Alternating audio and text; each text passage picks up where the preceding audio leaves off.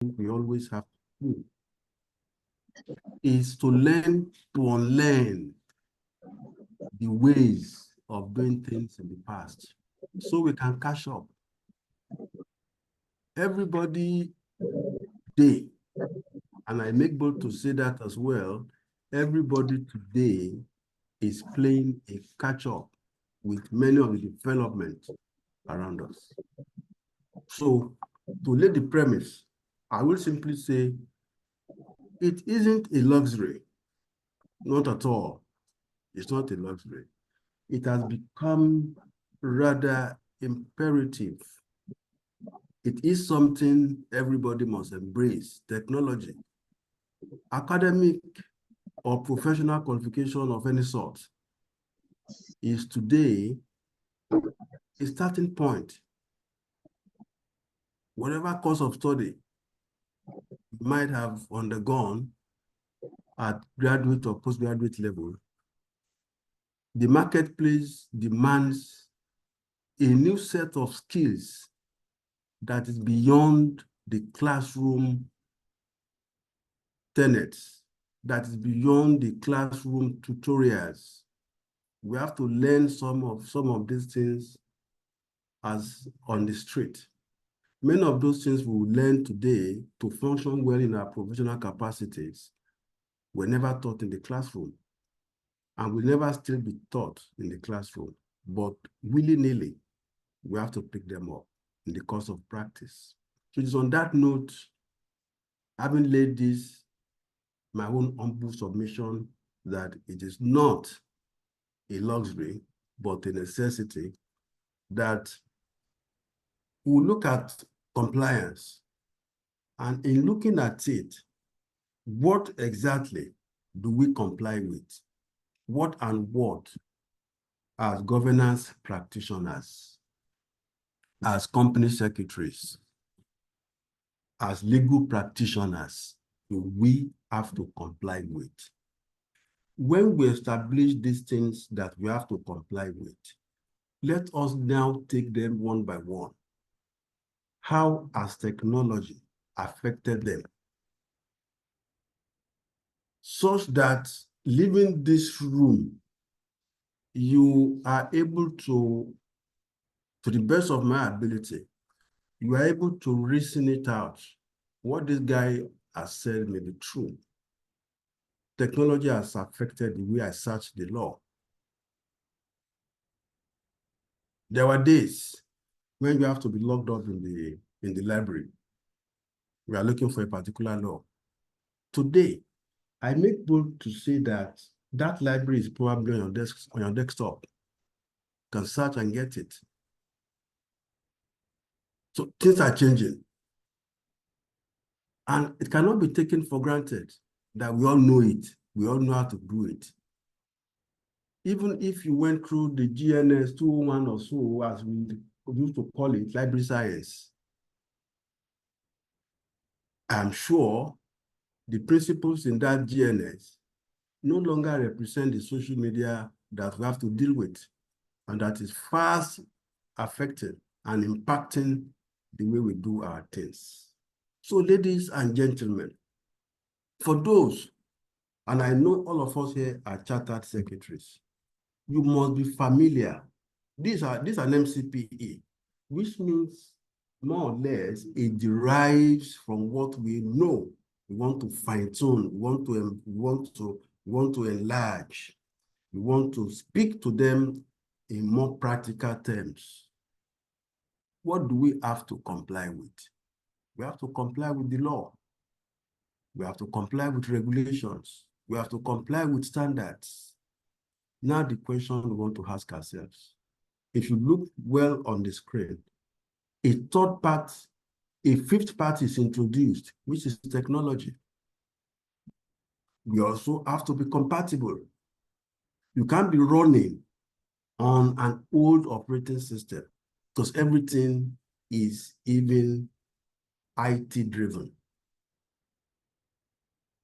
That is there, which means it is no longer an excuse. I am not an IT person. But behold, the gadgets you use to operate must be compatible with the system, with the operating systems of other agencies. And you still need to use the same gadget to operate.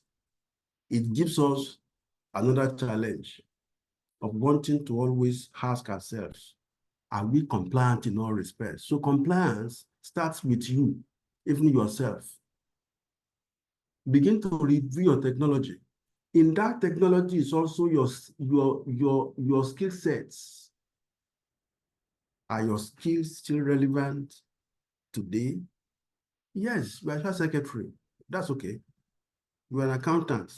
Fantastic. You are a lawyer. Excellent. But like I've always said, each of these professional bodies qualified you some years back, and they qualified you based on certain principles that were then known. Some of these principles no longer represent valid environmental challenges. They have changed. That is where we bring in technology to encompass everything and anything that is personal to you as a person. Law is not personal to you. Regulations are not personal to you. Ethics, these are not personal to you. But we cannot be discussing compliance today, leaving you out of it completely. And for that reason, the element of tech is brought in. You have to be conscious, consciously asking yourself, in this area of my endeavor, am I up to date? Paper qualification will take you as far as you are willing to learn to do things the way it has to be done today. It takes to the pedestal, it takes you to the gateway from where learning and continuous learning becomes the norm. This said, you will be contending, aside from yourself, which have christened technology to be all-encompassing. We are going to be contending with, how do I comply with the law? Where do I find this law? How do I comply with regulations? Where do I get these regulations? What are the standards that this business will have to comply with? Are there ethical requirements? And that was why we agreed, all of us at that time, that as chartered secretaries, your practice is as robust as you being able to touch on every subject these four major parameters. What we are going to be examining today is basically, as we have always seen, to ask ourselves the question, or various questions, and see how technology has really affected us.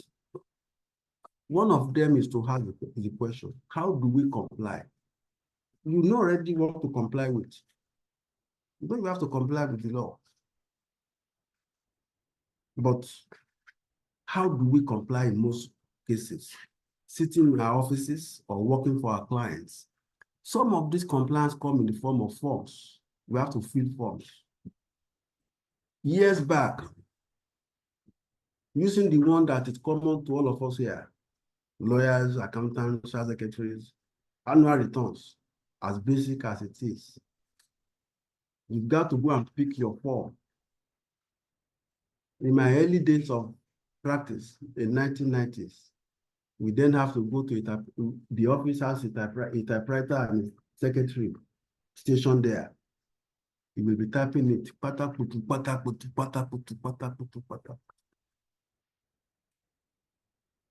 in order to submit it. Sometimes you handwrite it, and regulators will still accept it for filing.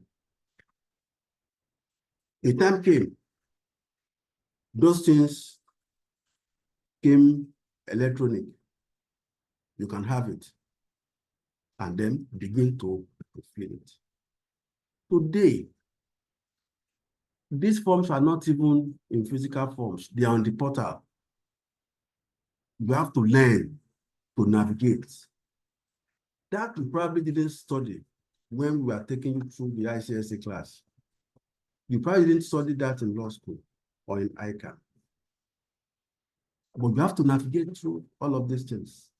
I still know today some of our colleagues who are totally alienated.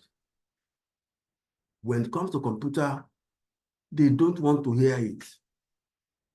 They rather just give to somebody who can do it. It increases the cost and it affects you. Because you have factored in your own fee and the fee of that person who knows how to do it, because you don't know how to navigate. Your clientele shrinks because we have lost out on the first thing, the technology part of what we are discussing. We have not looked inward to say, am I still sharp, proper? Pardon that English. Am I still on course? Am I still relevant? Today, the smart one among us only update, because those forms, you already have them on your system. Those forms are already there. You have learned the acts of document manipulations, not in the negative way. You have learned to download in PDF and convert with Nitro to Word, editable formats. That you wouldn't have learned in ICSA. We're not there to teach you IT.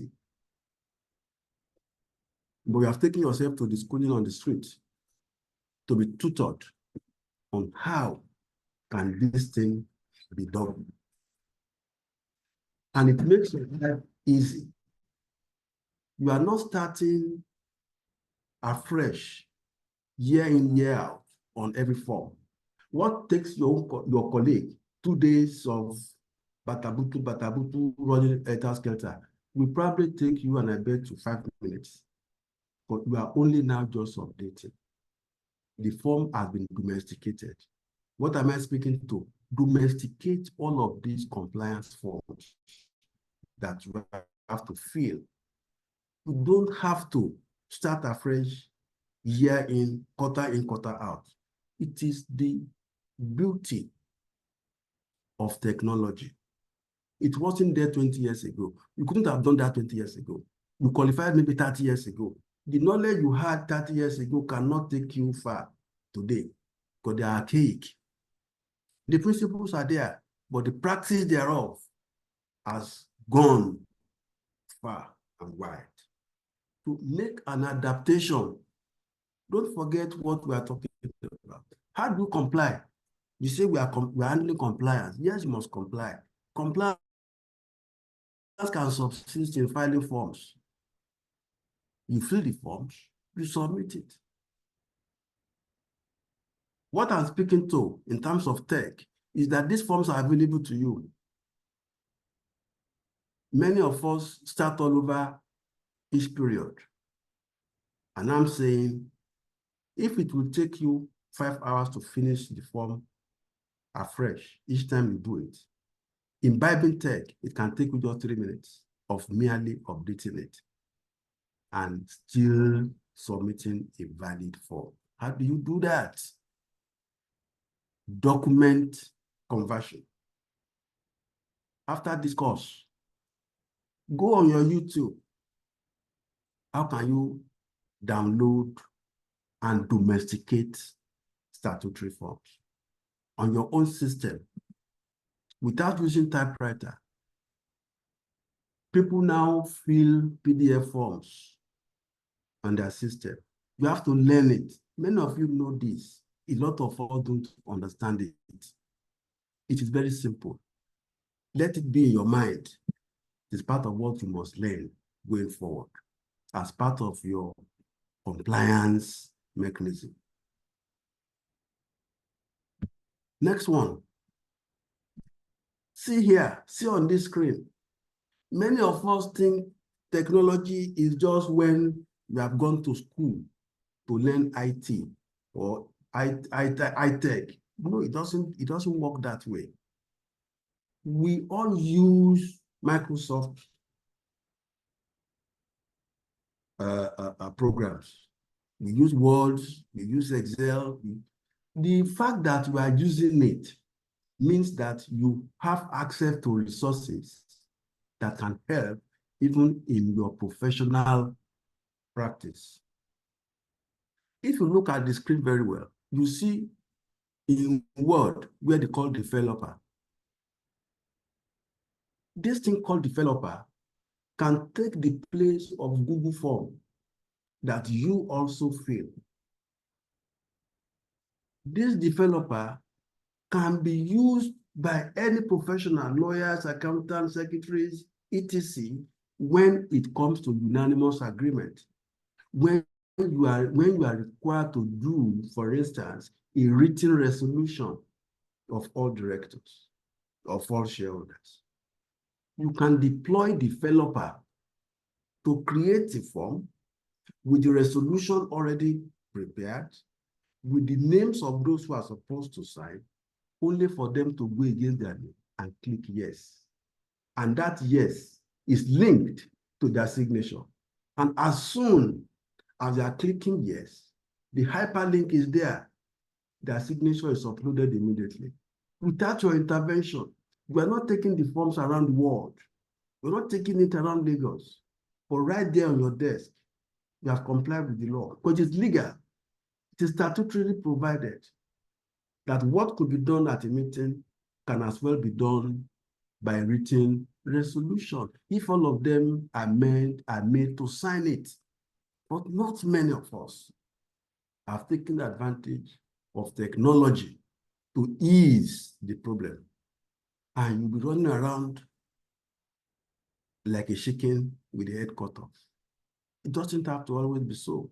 You won't be able to multitask thereby, because for every task you spend unreasonably too long a time. What you could have spent 10 minutes to do, behold, you may spend 3 days, because your practice has not imbibed technology. We think technology is when we go to school to learn IT. No, everybody today running a practice of any sort needs an ingredient of some IT, as long as we are carrying laptop. Many of us carry this laptop, just like the iPhone that we carry. You don't even use 2% of the resources available in them. So if you must call yourself a practitioner, a professional of this modern time, going about carrying your laptop, and you don't want to deceive yourself that you are only just looking at the picture and the thing they have typed there for you, but you can work with it, you can use it to control the flow of your work, you can use it to comply with the law, as it were, then begin to think about it. When you are on your own, go to IT department if you have to, go on your Microsoft Words and check what developer can do for you. Through this developer, you can come here, begin to write what you want to write. You design it. How do you want them to answer it? All sorts of things. Navigate through it, and you'll see what it can do. You only then need to deploy this single form to people. Your compliance is not at stake thereby. It even makes it faster. Am I communicating? One thing I've dealt with, or I believe we have together dealt with, is that how do we comply? Sometimes by filling and submitting forms. Tech has affected it. You can domesticate those forms to the extent that year in or period in, period out, all you do is simply doing what? Updating. You lessen the time you spend. You can take more briefs. You are not overworked. And to look like, how are you doing it? Because there's an element of technology imbibed in your practice. Sometimes compliance subsists in providing information. You must provide this information as and when due. Sometimes this information must be provided to a larger society than the regulator. Are you going to be spending all the money going through newspaper or gazette, as the case may be, that only gives constructive notice? Or you want to bring the information to the nose of the person who should see it? Who says a website, uploading on the website is the preserve of IT people? I don't think so. In 5 to 10 minutes, you can be tutored on how to upload on your website or on your client's website what is statutorily required to be there by way of information to be provided as a matter of compliance. If you work for a listed company or such other organizations where certain information about them must be released, sometimes OLRT, online real time, then you probably must have thought about it, that how do I make this happen? By sharing one document and making it available to the world through a link. Creating a link is what you see every day. Especially when you type an email, it will ask you if you want to create a hyperlink. You can do it. It takes like 3 minutes. You want to provide information to all your shareholders. You want to give them one document called notice of meeting, but you want to tell them you can get this information by simply clicking here. Let them click it, because you already know how to link it there. It is not of IT. It is of every professional to understand. You can create your own hyperlink on your own, and people just go there and see what they need to see. And you will have in any way complied. That's what compliance is. I hope I'm communicating, brethren. This is how IT, this is how tech has affected your compliance function. You no longer see it as paper pushing. Not all the time. Paper use is minimized. You'll soon be hearing about sustainability reporting, IS1 and 2. You'll soon be hearing it, to soon be implemented. It is all aimed at reducing the use of paper on one side, and many other reporting about sustainability that are embedded in that IS. Well, for certainty, many companies are even moving away from the use of papers. The more reason you must learn all of these compliance mechanisms. Why is it compliant to be able to link? Because some information that you are required to deliver, to give to the public at large, can be given via various platforms, your websites, your notices. In fact, people also now use QR codes. If governance code requires you to publish information about the directors' profiles and so on, your committees and so on, who says you cannot provide that information using QR code? For this information, kindly scan this code. If you look at my account, when I say my account, the company I work for, the account for the year ended 23, just published and laid, 10 years account are in that account, are in that one account. So if you say I must show you 5 years account, if you are a due diligence examiner, if you are a regulator that wants my 5 years account, don't worry, take this one, we have all of them. Because the QR code will tell you everything. 10 years pass, the full account, you can see it. Hyperlink. Compliance made easy. Tech is working. Sometimes your compliance is about making sure you obtain permits or certification. You have to upload documents. You have to convert documents. You can't obtain certificate of incorporation today without uploading some documents in some formats. Learn, get used to all of this IT-based document manipulation. Can convert anything and still upload them in the way they want it. Let it not be said that the document is sent to you and you have to delay the assignment on the ground that, look, what was sent to me is not the way I want it. It's a professional. You can work on it to deliver on the goals of your brief. IT is working.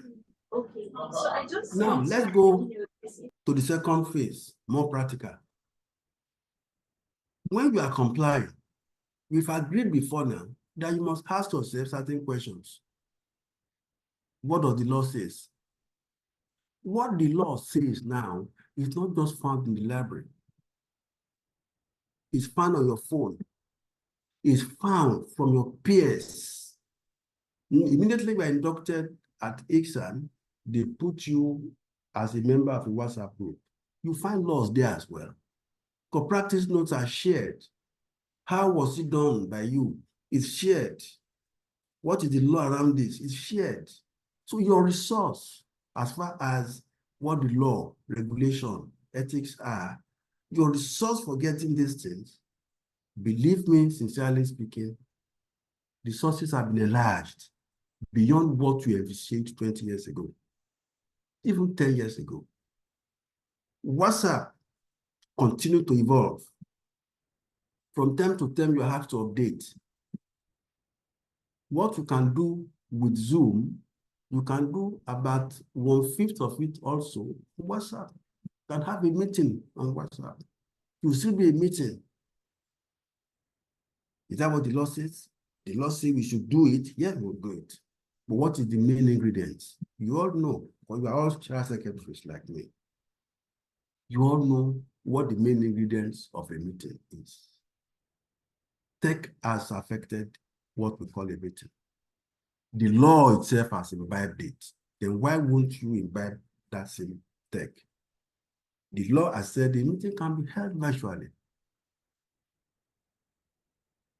We've spoken about medium of compliance, which is where we're coming from, phase one. So the sources of law has also been affected by tech, and you must be prepared willy-nilly. You must get accustomed to how things are done today. What is the time frame for compliance? It is good you have drawn up your timetable. Have you left your calendar behind, your Google Calendar? If time permits, I will share a screen with you. What you will do 1 year when they are due, up to 6 months, something will tell you, you all use it on your phones. So that is how much tech has affected the way we do things in terms of compliance. The same way you use it for your appointments, use it for your compliance timelines. This is due at so time, program it there. It will tell you when action should start. Let it beep at you. Then you won't incur penalty for late delivery. Who is to be held liable? This is talking about who to sign. Signatures are scanned these days, but be careful. There are also rules about that. Why do we comply? We want to avoid penalty, thereby reducing operating costs. We want to minimize the risk of sanctions from regulatory bodies. We want to avoid bad reputation.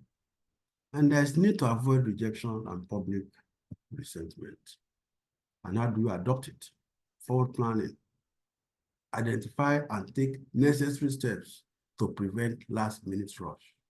That is the more recent IT must be deployed. Agree timetable with key internal and external stakeholders. Take ownership. You take ownership as company secretary, as compliance officer, as regulatory director. However, if your KPI include compliance, take ownership of the process. The internal audit function should be acquainted with the standards operating manuals for key compliance function. They will be the watchdog. Now I turn to the enforcement agencies. What should be their role in all of this? Some of them may be represented here. That's why I included this slide. Now let's talk briefly about it. Engage practitioners before deploying any tech tool for compliance. We have seen in this country, sometimes, I won't mention any name, but some of this deployment has fallen below the standard expectation of users. One of the reasons, one reason for that is poor engagement of practitioners. It is okay to sit in your offices and call somebody to design a program for you because you have read what the law says. Not many of those who try to implement what the law says ever practiced that law. And if you have not practiced it, what you see written there, by the time you take it to the street, it is totally different. Only having the flavor of that's what the law says should be done. But how it is done, leave that to the practitioners. Let them enrich what you are doing. That way, when you deploy a portal, it will work, it will be accepted, it will be welcomed. Base your technology on robust statistics of the size, scope, and diversity of transactions. Know the number, know the diversity, the scope of transaction that will come up, and let your program design a program that tend itself to SQL, to appropriate query languages. You can query it, you can adapt and adopt. Try to reduce downtime. The system is under whatever. For how many days? For months or for hours? Downtime is one other thing that must be managed. Volunteer free training to acquaint users. Users must be acquainted. Some agencies are doing well in this area. Free training, customer engagement, and so on and so forth. Let this be more. Give me a second.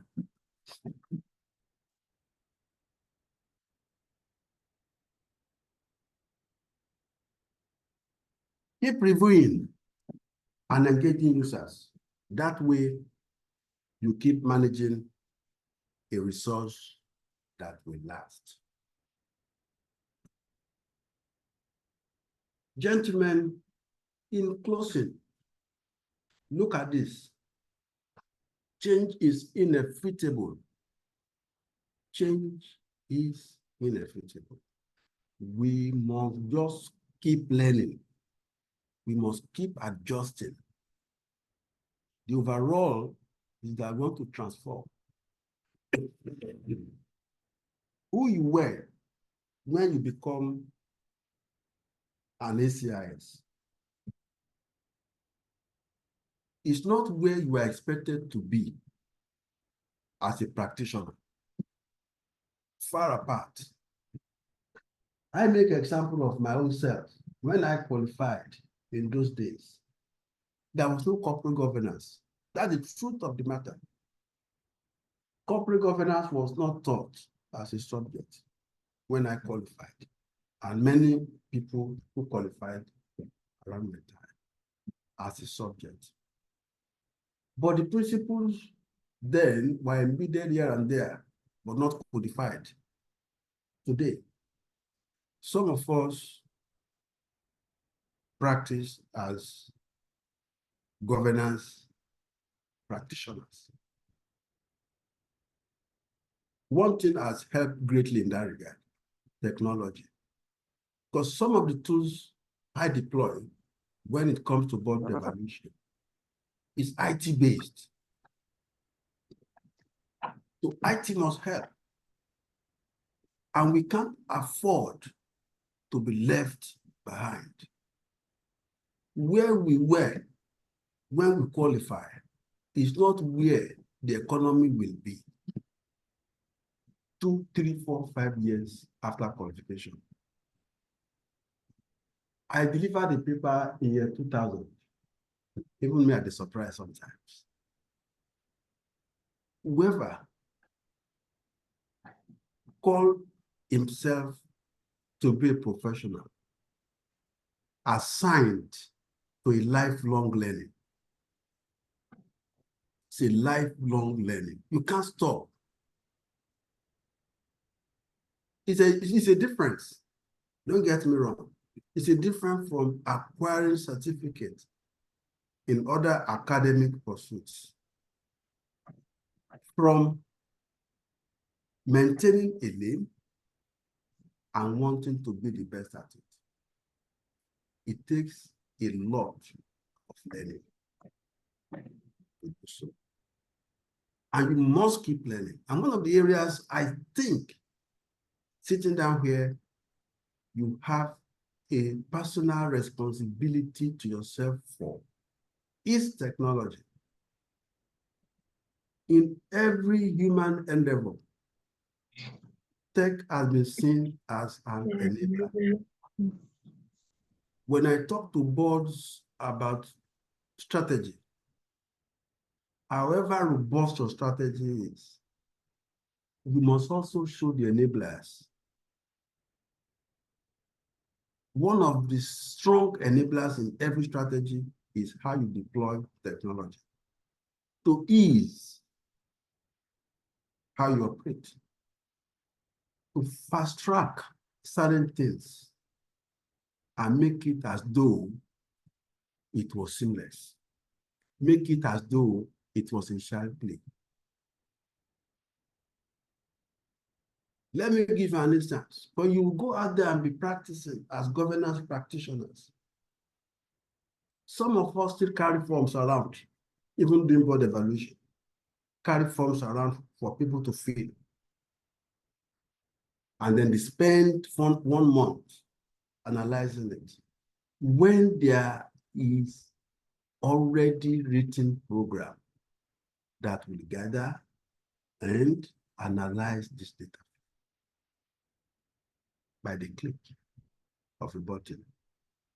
And you sit down there thinking because we're not an IT professional, we didn't concern you with programming. No, it's not so. I don't think that is the way to go.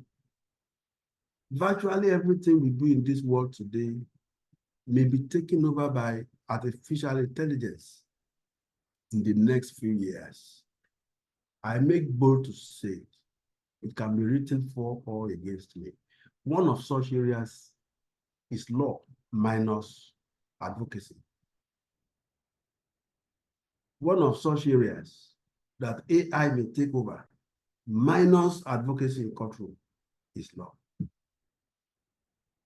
But long before now, a lot of templates are online, even for your agreements, that even the man himself can look at and modify.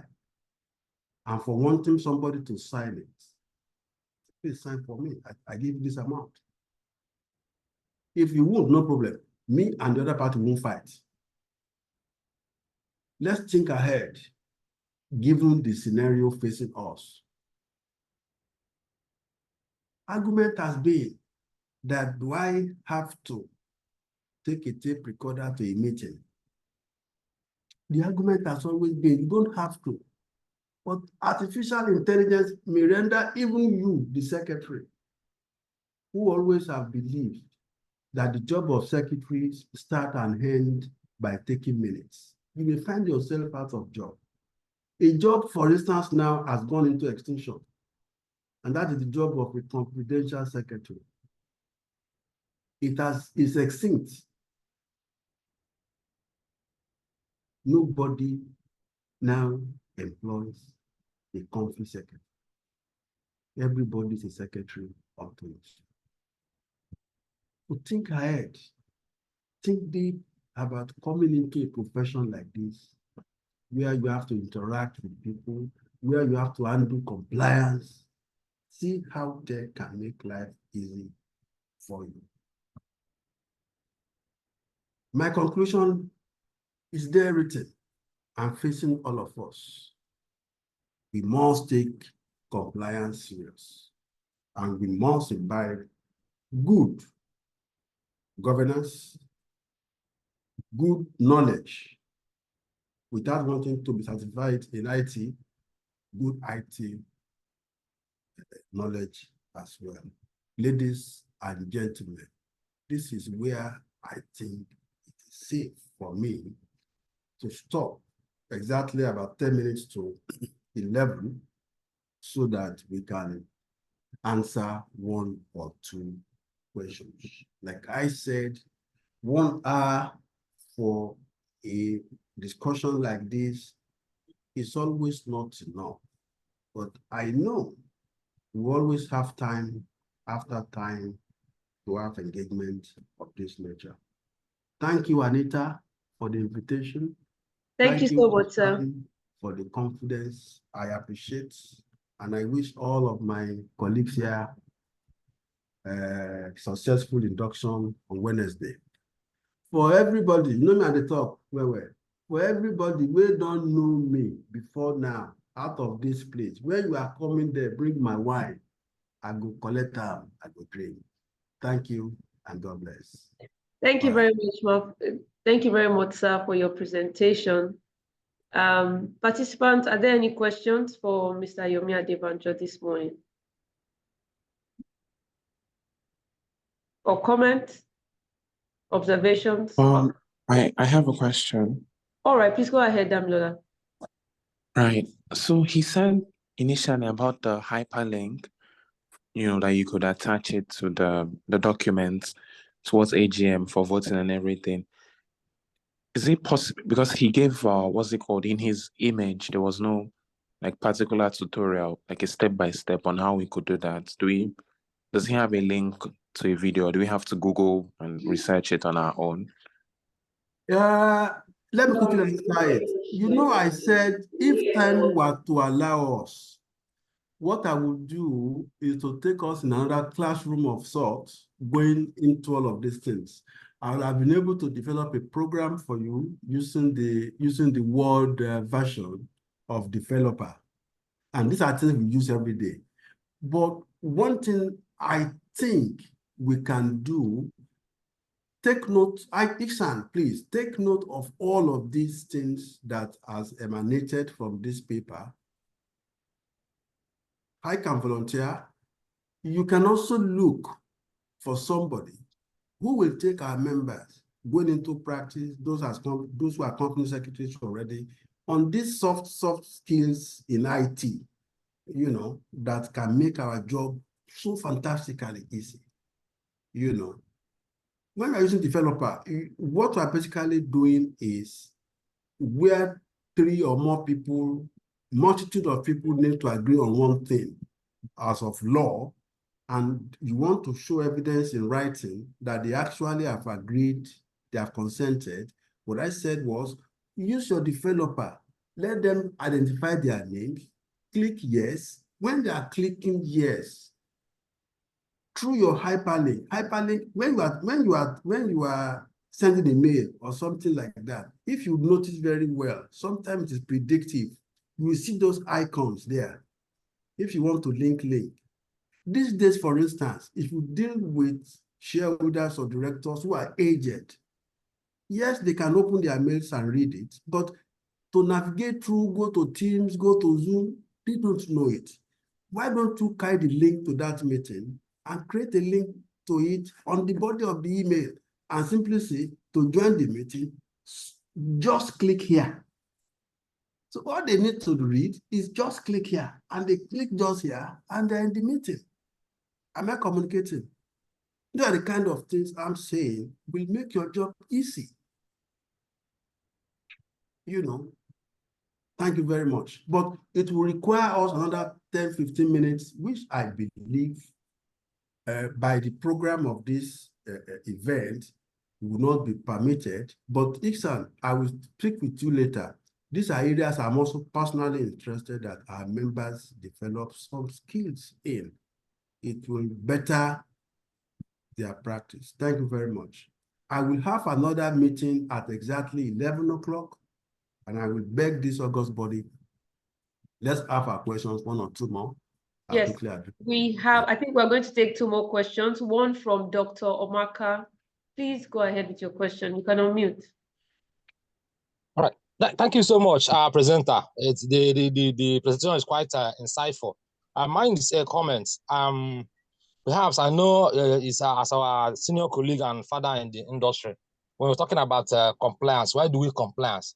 That question is a very interesting question, because some of the things that he mentioned will focus more on sanctions, to avoid sanctions, to avoid regulatory sanctions, to avoid cost and so on. But I think we should start correcting that impression. Compliance shouldn't be because of sanctions. Compliance should be because we want to do things right. Because if operational efficiency is not achieved, if organizations are not known for being a compliant organization, it has other implications beyond just sanctions. And that is what I want to That is why you are a doctor. That's why you are a doctor. Your logic is very, very sound. You are right. You see, if we take it in another area of sustainability in corporate governance, we also will have said, look, it is in your own interest that you comply, not just because somebody will sanction you, but by and large, we are colleagues. Thank you very much. Your comment is valid. Compliance is not just because we want to avoid being sanctioned. Sustainability is attached to it. Public resentment and acceptance is attached to it. Am I communicating? Thank you, doctor. Any other comment?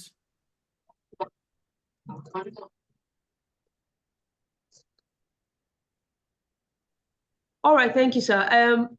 Maduka, please, that will be taking your question. I think that will be the last question for this morning. Thank you. Okay. Good morning. Good morning. Good morning, Mr. Facilitator. It's been a very wonderful morning. But I just want to add very briefly. You're talking about Iksan making out more time and putting in more resources to train members in respect of soft skills that can aid compliance and the rest of that. So please, sir, with your own voice, I believe you can also speak on data privacy and data protection. Okay. Because as administrators, I've had to, work in a company, and when you tell them about these things, they look like you're speaking Greek. When you tell them that from your visitors who come into the gates, how you take their data, how the gatesmen should handle those data, how it should be stored, how it should be processed, filing your reports and all. By the time you're telling them this, it sounds like you're speaking Greek. To even meetings. Now, Zoom is telling me that this meeting is being recorded, and it's deemed that my consent is being sought to take this recording. And even to meetings, staff meetings, to meetings with outsiders, when you have to tell people from the door that your meeting is being recorded, and by coming in, it's deemed that you've consented to the recording of the meeting and the rest of that. Very soon, sir. I'm on the call already. So please, I would also need you to lend your voice so that the institute can also dig deep into data privacy. Because there are sanctions. The other speaker said that we shouldn't do things because of sanctions, but there are a lot of sanctions. Thank you, sir.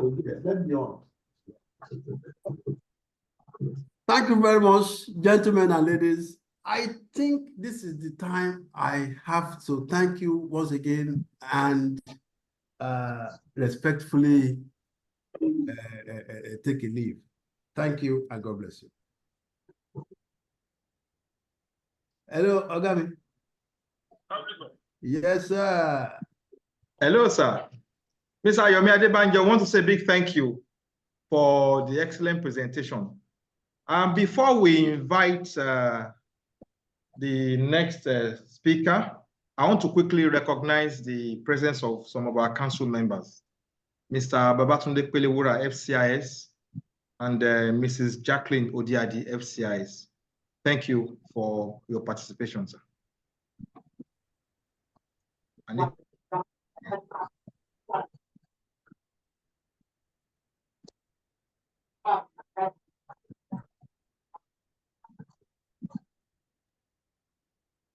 All right, thank you, everyone. before we move on to the next session, because we have our second speaker, Mr. Uchenna Wetia, already on this call, we'll be having a 5 minutes break. So we will be back by 11:02. Yes, that'll be 5 minutes, I guess. So that he can actually take up his presentation. Thank you very much.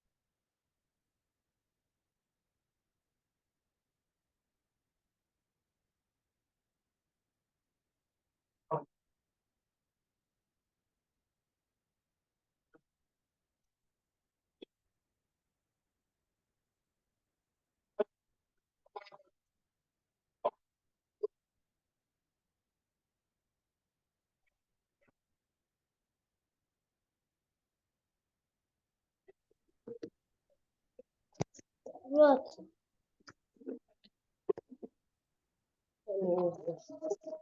Then them you score then them you score and it score at which I score that part.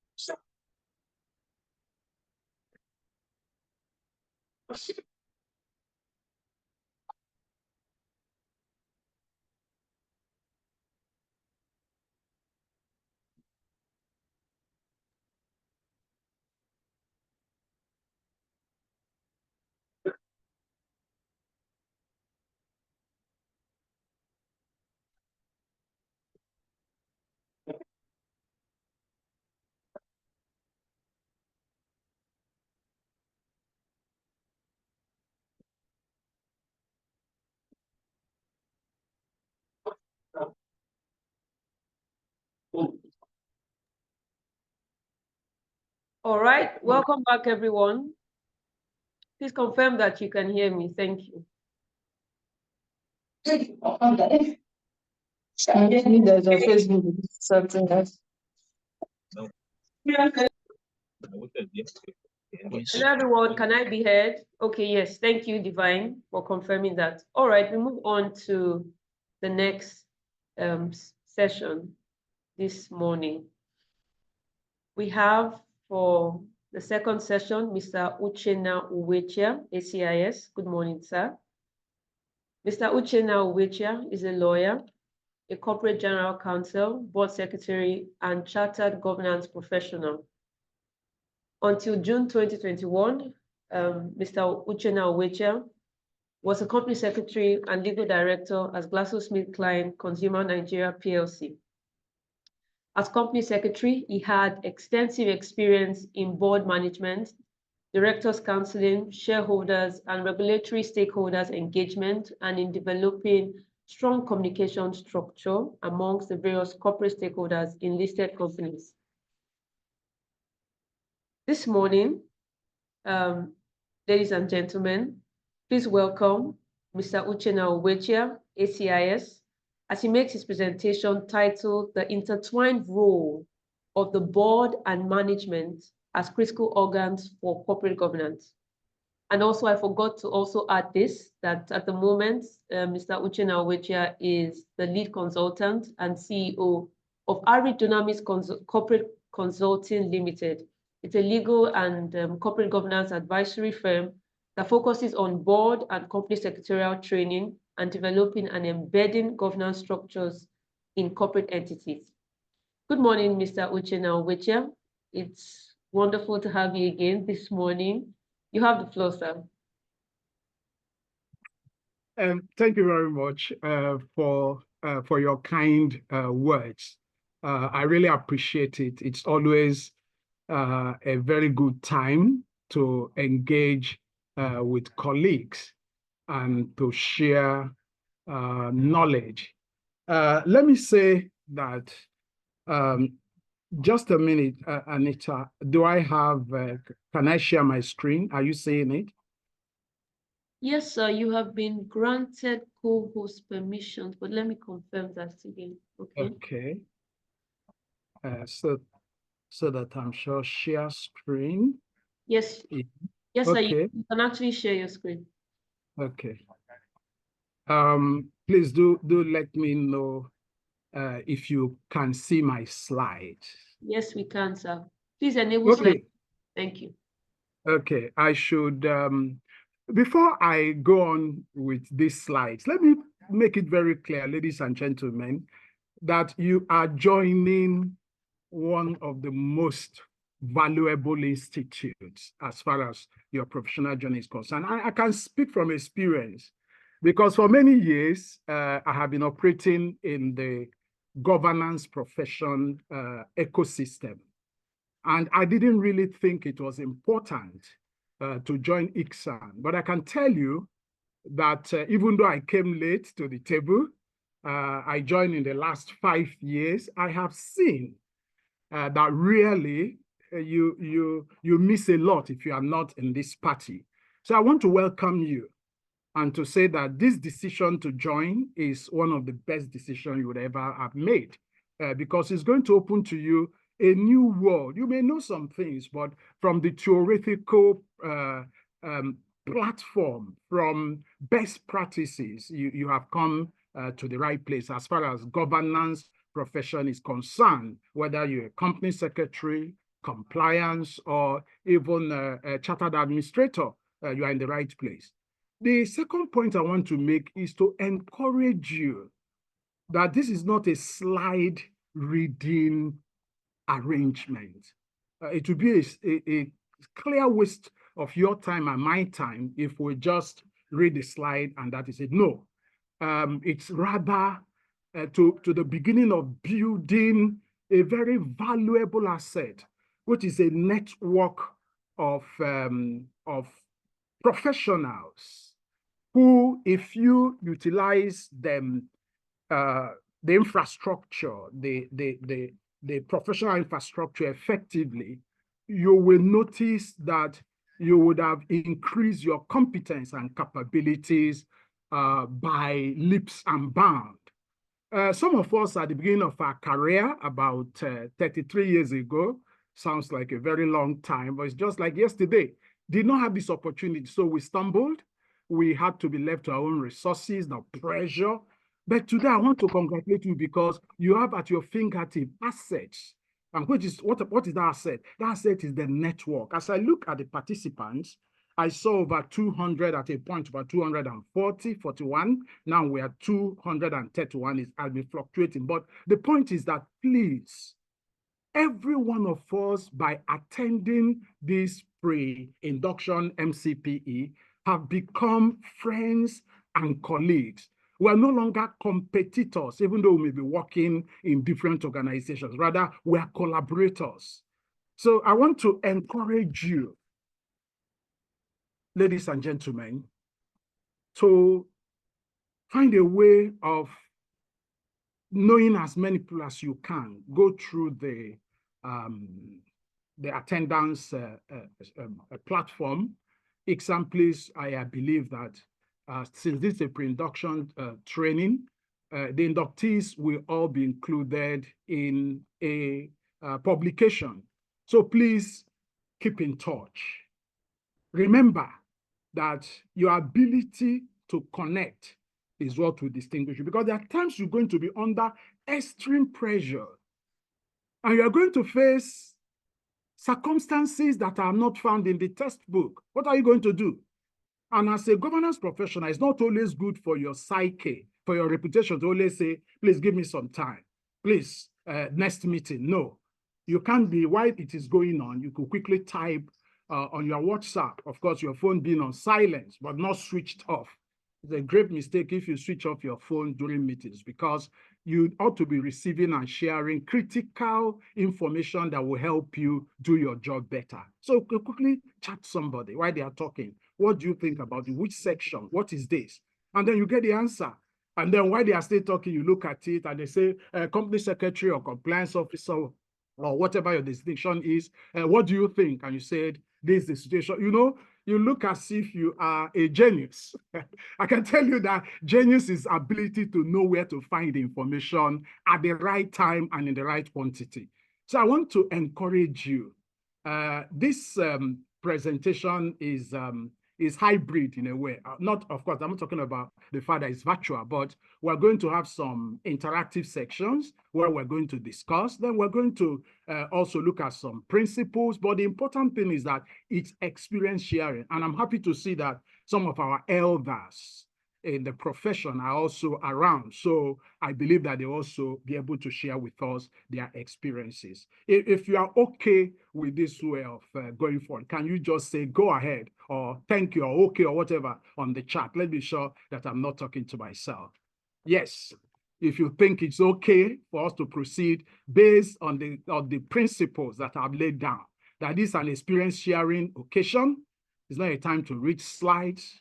We're going to look at, we're going to participate, we're going to contribute. Just go to chat and say, okay, or go on, or kudos, or whatever you think is appropriate. Let me just be sure I'm getting to you and that we're having a conversation and not a monologue. I've not seen, okay, I can see 25. Yeah, okay, go ahead, sir. Kudos, kudos. Okay, thank you, Deborah, thank you, Anna, thank you. Iboko, thank you. Thank you, guys. Remy, Ganiyu, all of you. Wow, beautiful, wonderful, happy. I'm really happy to see us going on in this direction. Thank you, ladies and gentlemen. So let me, I clicked on the next slide, which is the agenda, the flow. And it tells us we're going to look at definition, if possible. Then we understand the fundamentals as to the distinction, the difference between board and management. We'll peep into some insight into the fundamental principles and practices of CG, corporate governance. We'll quickly look at the legal and regulatory framework, and then the role, your role, my role, the role of company secretary. I can tell you that I learned the hard way. I used to call it, you remember that, I don't know, I know a lot of us on this platform are Gen Z, so you may not know, but I'm sure in recent times, there have been a revival of some old school stuff. And one of them is Clint Eastwood film. You ever heard about the film called The Good, The Bad, and The Ugly? I'm telling you, I learned through the good, the bad, and the ugly. But the beautiful thing is that I haven't seen a lot of experiences. I can say a few things, which is the benefits we have in sharing together. Then we look at the necessity of the intertwined role, and then we're going to share some recommendations of what we can do to improve our governance within those space. So now is a thinking time. I want you to think. And the thing is, whose responsibility is it to ensure that principles, tools, organs, and practices of corporate governance are in place and in use in an organization? You have two options. You can unmute to share your view, or you can put it on the chat box. Okay, I think probably to help us so that we can spare time, put it on the chat box. Who do you think? Who do you think is responsible to ensure that the principles, the tools, the organs and practices of corporate governance are in place and in use in an organization? So where are the feedback? I've received 3. Somebody said the board. Mebele said the board. Ndu say company secretary. Gani, you say the company secretary. Ibironke said the board. Chiamaka says compliance and board. Ndubisi said the company secretary. Miriam said the company secretary. Bomo, I love that. Says the CEO. Yeah, why not? Olawale say company secretary, and so everybody thinks it's company secretary. Somebody say company secretary and the board. Somebody expressed the belief that I believe, I'm looking for that believer who says, I can't find it. Compliance officer or company secretary. Wow. And then I believe both the board and secretary, that's Deborah. 4 new messages, the board and management. All stakeholders. Wait. Margaret, just a minute. Let's pause. I'm seeing something here. Margaret says, all stakeholders, the company secretary, the board, the employee, the more. Please, can we give Margaret thumbs up? Can we just give Margaret Iwuchukwu some thumbs up? She needs some thumbs up because this is thinking outside the box. Let's give her some thumbs up because she has shaken the table. Thanks, Ibironke, for that thumbs up. Chiamaka, thank you. Ivan, thank you for that thumbs up because it shows that part of what we want to teach ourselves here is that we need to think outside the box. We need to think outside the box. We are correct, those who said board, those who said company secretary, compliance officer. But look at the next slide. The slide now on the board. Look at it. It said think. Corporate CG is so important. Whose responsibility is it? Look at it. The promoters and the shareholders. So we should encourage them as lawyers. Sometimes it is our organization that want to set up a subsidiary. Encourage them to install and instill governance principle from the word go. Regulators also. Look at the role Financial Reporting Council is playing after the 2018 Code of Corporate Governance for the private sector. They have now rolled out the draft code for the public sector. They have now rolled out the draft code for the non-for-profit sector. Regulators themselves, SEC regulation code is as far as 2011. Imagine what has changed from 2011. So regulators have a responsibility not only to shape corporate governance, but to ensure it's up to date. Directors, the board. Remember, there's a difference between directors and the board. Directors speak about the individual. When they sit together, they constitute the board. So as individual director and collectively as a board, they also have the responsibility. Of course, the managing director, thumbs up to those who say managing director, and management, everything. Then employees, then staff, then professional institutes like ICSAN, self-regulating organizations like NGX, the commodity exchange, they have a right to ensure other stakeholders, contractors, vendors, lenders, advocacy group, even the community. Finally, ladies and gentlemen, you and me, all of us on this platform, we have a responsibility to ensure that the principles, the tools, the organs, and the practice of corporate governance are entrenched. So if you are dealing with another, let's say you are the company secretary of company A, and you are dealing with company secretary of company B, ensure that there is governance there. Ensure that data protection is there. Information, before you share information, confidentiality, NDA, non-disclosure agreement are signed. Ensure the governance. Ensure there's no conflict of interest in your job. A lot of challenges that we are facing as lawyers, as compliance professionals, is that our colleagues that are sitting on the other side, they often tempt us. They want to know what is in it for them. Are you ready to stand and say, I will not do this job if it means I have to share my fees with you? I'm a professional. Negotiate and pay me what we have agreed on. So all of us, we have a responsibility. If you think this is correct, can I see some confirmation on the chart? Do you think this is correct? Or do you have a different view? Do you think it's correct? Who will be the first to respond? Do you think all of us, we have a responsibility to entrench governance? Yes, I have the first message. Yes, somebody say, I agree completely. Ibronke say correct. Ivan said thumbs up. Anna said, yes, sir. Ayobami said correct. And I agree with you, sir. And then, Kadri said, that's great. Or Yetayo say, correct. Thank you, gentlemen, ladies and gentlemen. That means we are following, and that means that we really understand what we are for. So let's quickly look at the definition. In fact, let me say, let's leave it. You know what? You can read it there. There's nothing strange there. So we'll skip that in the interest of time so that we can go to more important. But let me add, for definition, let me just point out that section 289 sub 5 of CAMA provided that directors may delegate any of their powers to a managing director or to a committee, and then they are to do the job. In the exercise of that power so delegated, they are to conform to any regulation that may be made by the directors. If you look at principle 4 of the Nigerian Code of Corporate Governance 2018, it states that the MD, the Managing Director CEO, is the head of management delegated by the board to run the affairs of the company to achieve its strategic objectives for sustainable corporate performance. So if you look at this, you will see that very clearly it distinguishes between the body called board, the organ called board, and the one called management. However, we know from experience that the management has evolved to become a very important and critical organ, just like the board, in determining the direction of travel for corporate entities in modern times, especially as more expertise and specialization are required to deliver on the strategic objectives. So let's go to the second thing. Now, in your own words, what is corporate governance? Let me see you respond. In your own words, what is corporate governance? Yes, please. And please, if you are not hearing me, if I'm not audible or is echoing or something, please let me know so that we'll ensure that we are getting the best of the virtual experience. Yes, please. What do you think is corporate governance? Who will jump first? Who will respond first? I'm looking for the person. What do you think is corporate governance? I don't want long trenchy, you understand? Just tell me, what do you think is corporate governance? And what do we do? Yes, I've got the first message.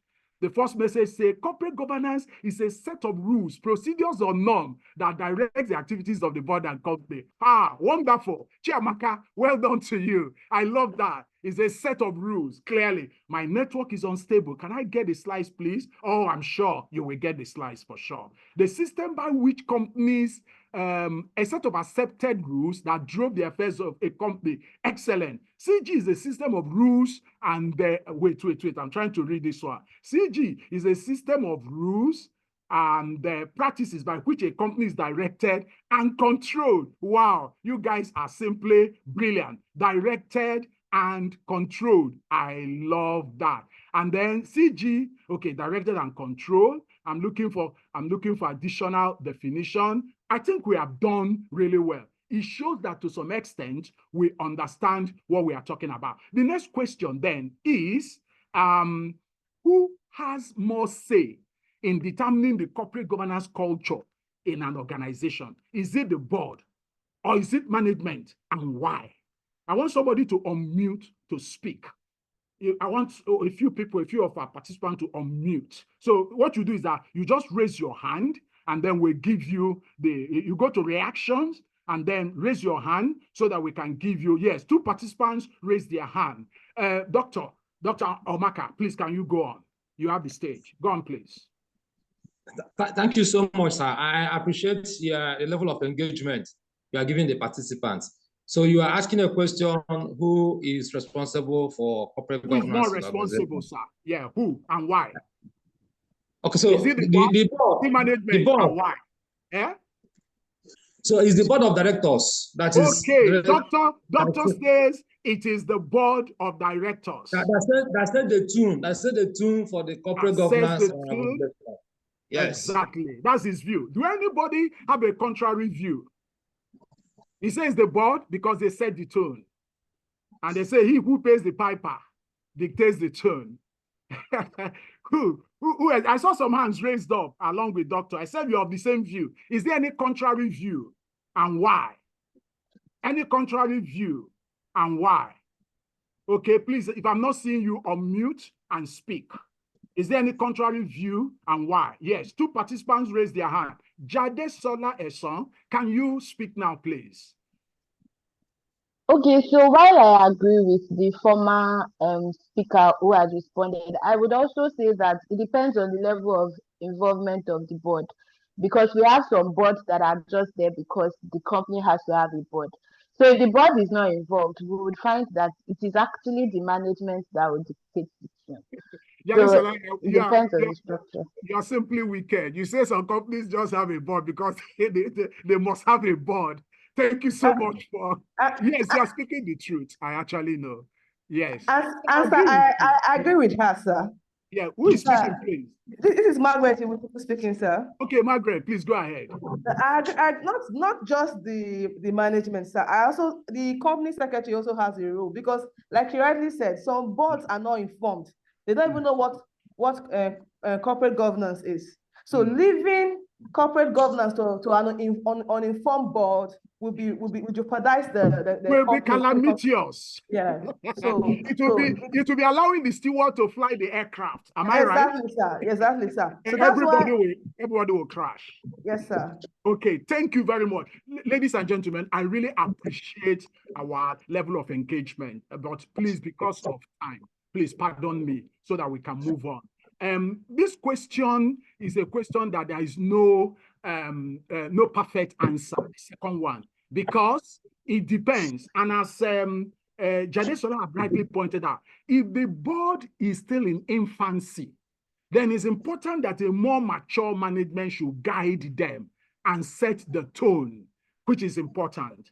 Again, if you have a management, a board that is very sound, but management is still evolving, clearly the board ought to lead the chase. However, if you look at it from a statutory point of view, it is a matter of primus inter pares, the first among equal. The board clearly, as Dr.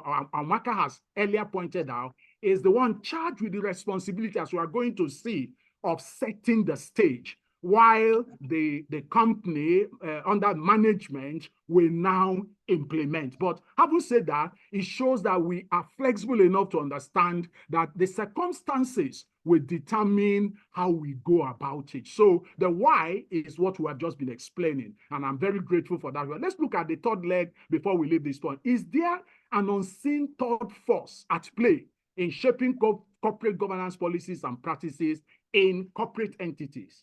Is there an unseen third force? Can I hear? Can you use the chat to say yes, no, and then you can hazard a guess? Yes, somebody said, I think the management, because they see day-to-day activity. Anna, you are right. The board of directors, because they have oversight responsibility. Debanke, you are equally right. I think we have explained that. Now, under the new question, yes, Dr. Amaka, you say yes. And then somebody has say regulatory regulators, shadow directors. Thank you, Abdullahi. Yes, there are unseen third forces. There are yes around it. And can we have more suggestions? Who are those unseen third forces? We have seen the public opinion, correct? The public, because remember what happened to I mean, a particular company. I'm trying to not to mention the name. The public were so, incensed by what happened that it actually led to changes in that company. Shareholders, extremely correct. I can tell you that we underestimate the power of shareholders, but you need to attend some of the annual general meetings. There are informed shareholders, known as AWO, Nwosu, Nwosu, Timothy Adeshinyon. I mean, I can mention a host of them. They will take your annual report and read it from cover to cover and then they begin to speak at AGMs. I can tell you, over the years, we have learned so much. Institutional investors, Ayobami Abraham, you are spot on. Stanbic nominee, the fear of Stanbic nominee is the beginning of wisdom, because they hold the shares of institutional investors and they are very clear about the direction of travel. So, Ibironke, thank you, Ogundikpe. You say, yes, the shareholders can be unseen third parties indirectly through the board. They can even do it directly. They can write to regulators. You remember this case of Mazi Unigwe versus Guinness. You know, the accounts were signed not by an individual, but by the firm. And he went to court, and the High Court, the Federal Court, you are correct, sir. The ICANN Act did not recognize companies or firms. It's only individuals. They went to Court of Appeal, they lost. SEC now has to issue a new directive, governance directive, that every account for public companies must be signed by individuals. Of course, they'll be working for, you appoint KPMG, but KPMG cannot sign because it's an unknown person under the laws of Nigeria. So you have to have, XYZ partner KPMG. And so that is where shareholders can make. And I can tell you, when I look at our annual report, because I've done annual report for quite some years, the transition to better outline, better outlays, most of them have been driven by shareholders and institutional investors. CSOs as well, very important. Regulators, they are all unseen third forces in the room, shaping how we relate. So let me look at so where are we? No, so we look at, I want to look at definition of corporate governance. So let's go to the next section, understanding. No, sorry, just give me a minute. I think I left my slide. I don't know why. Okay. Let me say a little bit about corporate governance, since we have spent some time on it. So if you look at that, there are not one single universally acceptable definition of corporate governance. However, the application has become increasingly global, multifaceted, and complex. I'm telling you today that corporate governance is affecting the cost of capital. For markets that have very sound governance, this thing like SP 500, SP and POR 500, like, you know, that's why China is spending a lot of money and time sending people to jail, even taking extreme measures of actually killing offenders in the corporate sector to clean up their act. And which is why if you look at the growth of their exchange, it has been phenomenal. And the same thing for us. We are fortunate in Nigeria too. The NGS has been very upfront.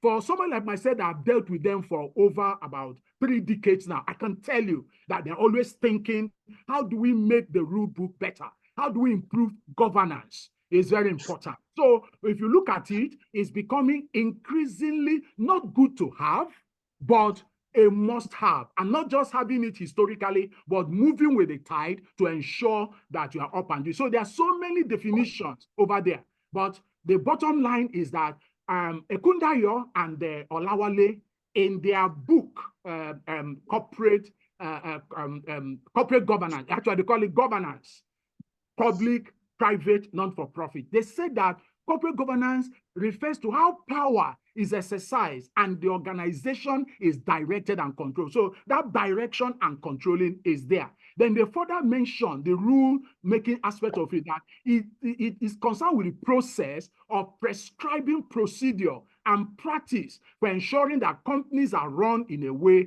that can achieve their set objectives. So here, if you look at it from a theoretical framework, you can say that this definition is narrow, but it's narrow to the extent that it aligns with where we are currently in our corporate governance journey in Nigeria. But for more advanced economy, you could see that sometimes it is more expansive. I'll just point out the UK Corporate Governance Institute, which is our for institute. We're ICSAN now, but I'm hoping that before this year or early next year, we can change to the Nigerian Corporate Governance Institute of Nigeria, which is our what we actually do. So the UK Corporate Governance Institute defined it as the way in which companies are governed and to what purpose. It identifies who has power and accountability and who makes decisions. It is in essence a toolkit that enables management and the board to deal more effectively with the challenges of running a company. So you can see that this definition is more forward-looking, it's more encompassing. It identifies the key organs for driving governance. Although I must say, for our knowledge, that it left out a key instrument, a key organ, which is the shareholders in general meeting. We must not ignore. Even though our topic today is focusing on board and management, we should know that theoretically, the two main organs for running companies and for ensuring corporate governance, they are, number one, the shareholders in general meeting and the board. Then the board delegates its day-to-day responsibility to an MD, one of its own, who then they support him with employees, staffers, who have the requisite knowledge so that they can run. So they do the day-to-day, report to the directors, then the directors go to the general meetings and report to the shareholders. So we need to be very clear about that. So I think that why corporate governance is important, I think is something that we know. We may not articulate it so succinctly, but we know that what is good is good. It always helps us to act in the best interest of the business. Ladies and gentlemen, I have seen the ugly, where the governance was in abeyance or was struggling. The governance was having epileptic fits. Then I've seen the good, in fact, the very good, where governance was so nurtured that it became the favorite son. You know, things were done, then you're not going to realize that a lot of the stress we go through in doing business is because we don't want to play by the rules.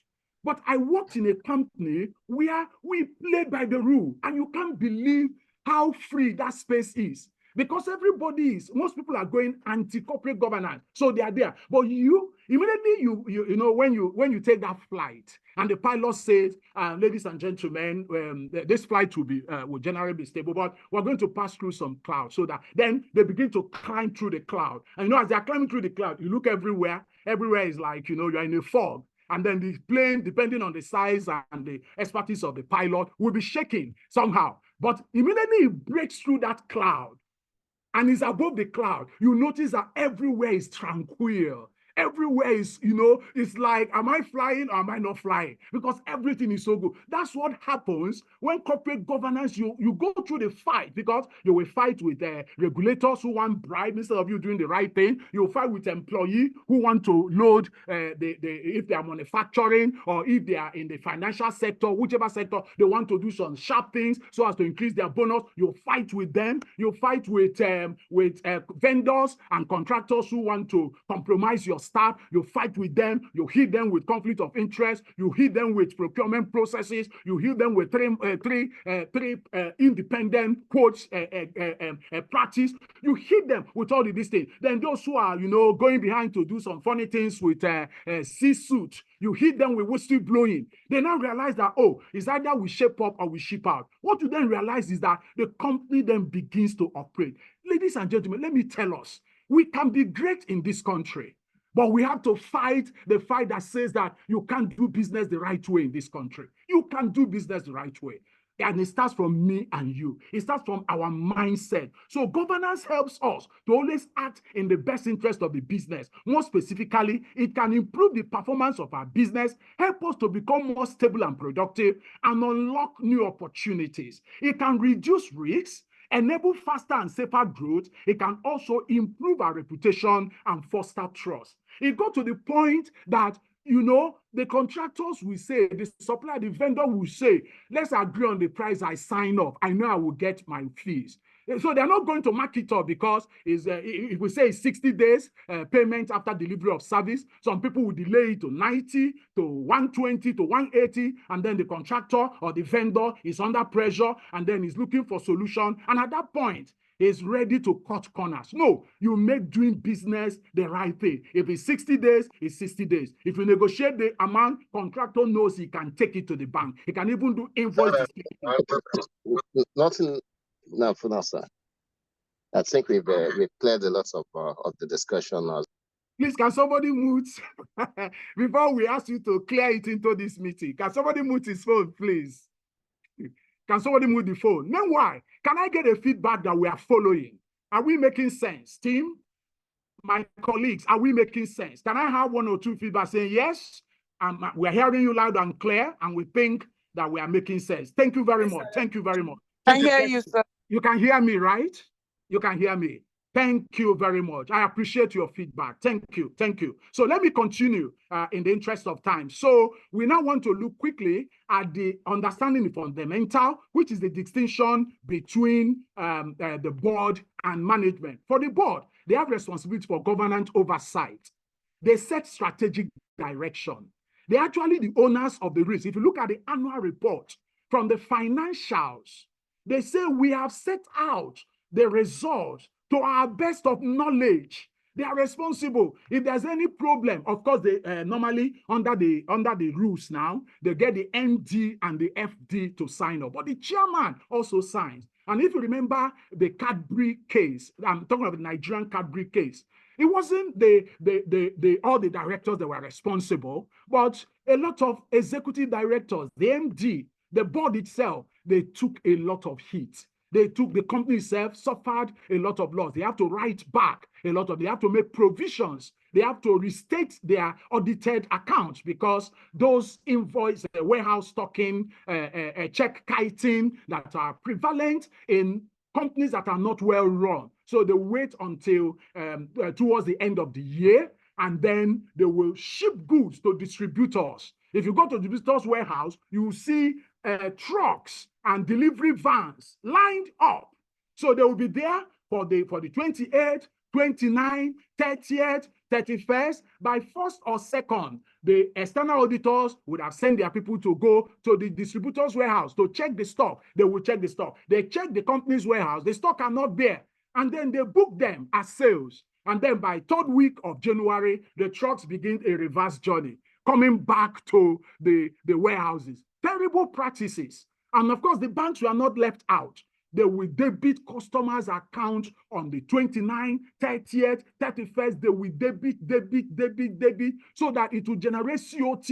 It generates fees. They will package credits that are not performing by paying money into it to bring down the overdue date. Maybe it's already due for provisioning 180 days plus. They will pay some money there within that period so that it will be within 90 days and it's still, fresh credit, is performing and all that. And then the auditors will come and do their work. And then after that, they begin the reversal.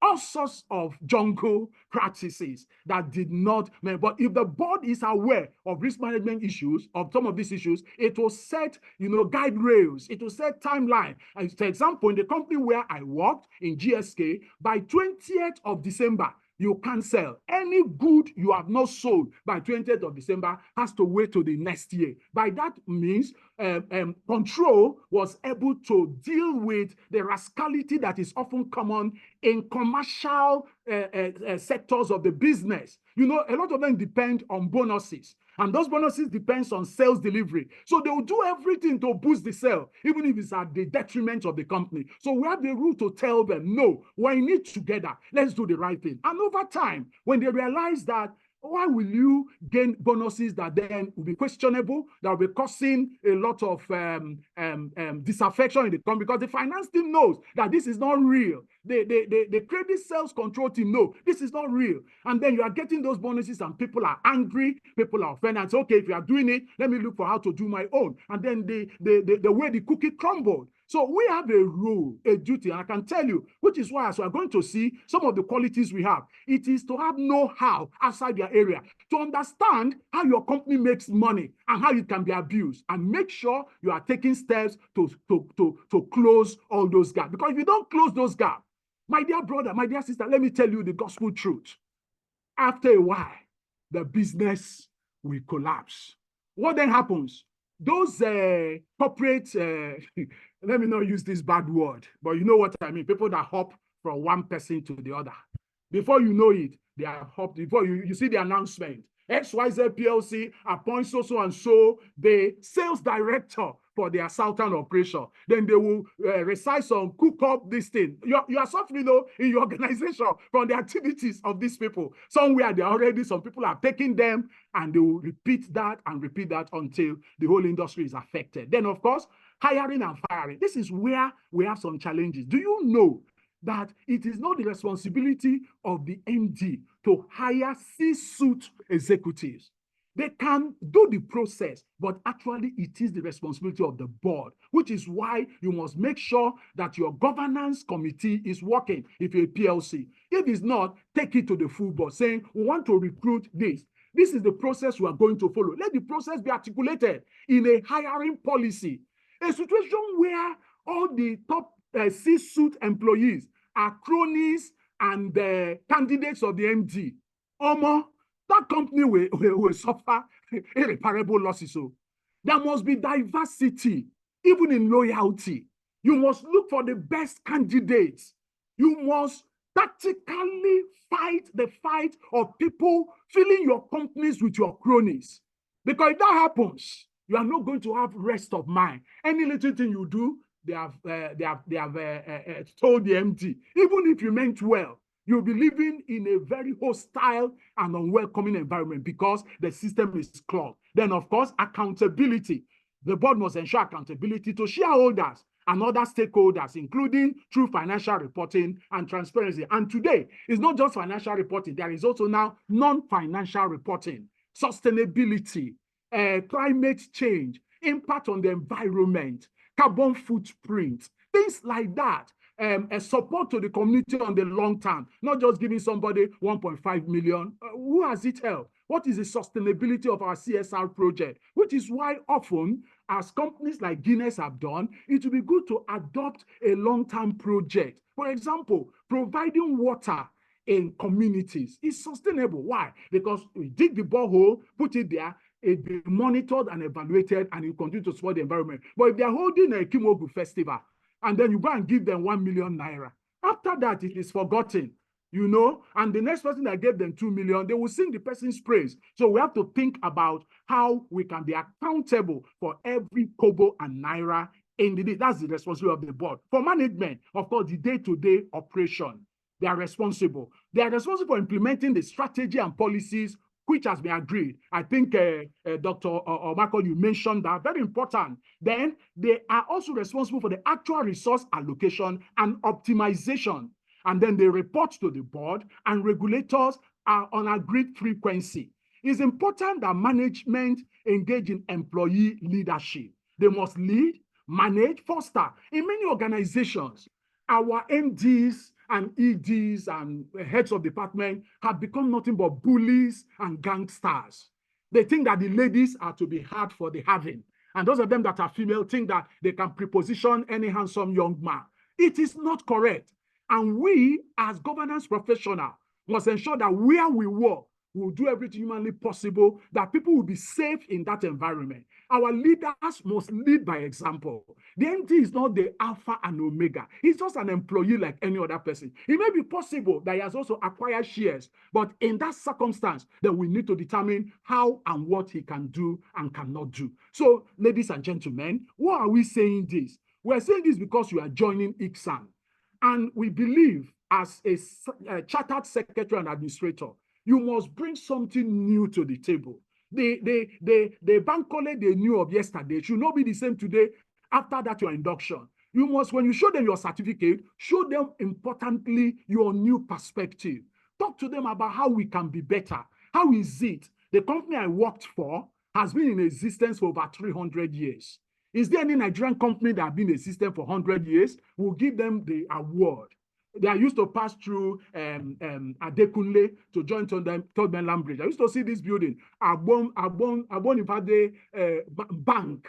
Who knows about it now?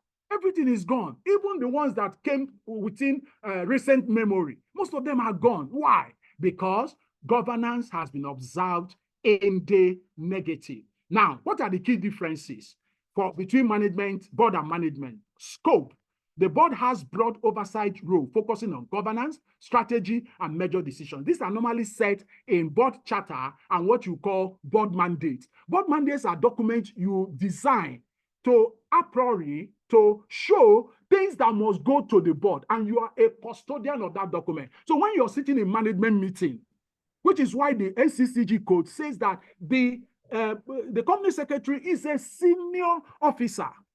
If there's no substantive secretary, the person acting in that role, whether you are assistant company secretary or legal officer, you must realize that you have a right to sit at the management table, not because you want to be eating the granuts and the drinks, no, but because you want to add value. One of those ways that when they're having that conversation, before they finish, remind them that I just checked the board mandate. This matter is a matter for the board. Kindly make sure we put in next agenda. And for those of us in the financial sector, you know, there are credit limits. Even though some management try to sidestep it by breaking the credit, just tell them that this will not work. Let us take it to the board, because it is that gives you protection on the unlikely event that the credit goes bad.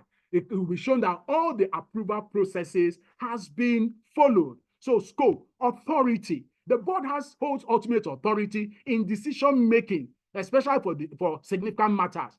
Why management implement those decisions? Then accountability. The board is accountable to shareholders and stakeholders for the company's overall performance and governance, while management is accountable to the board for operational performance and execution.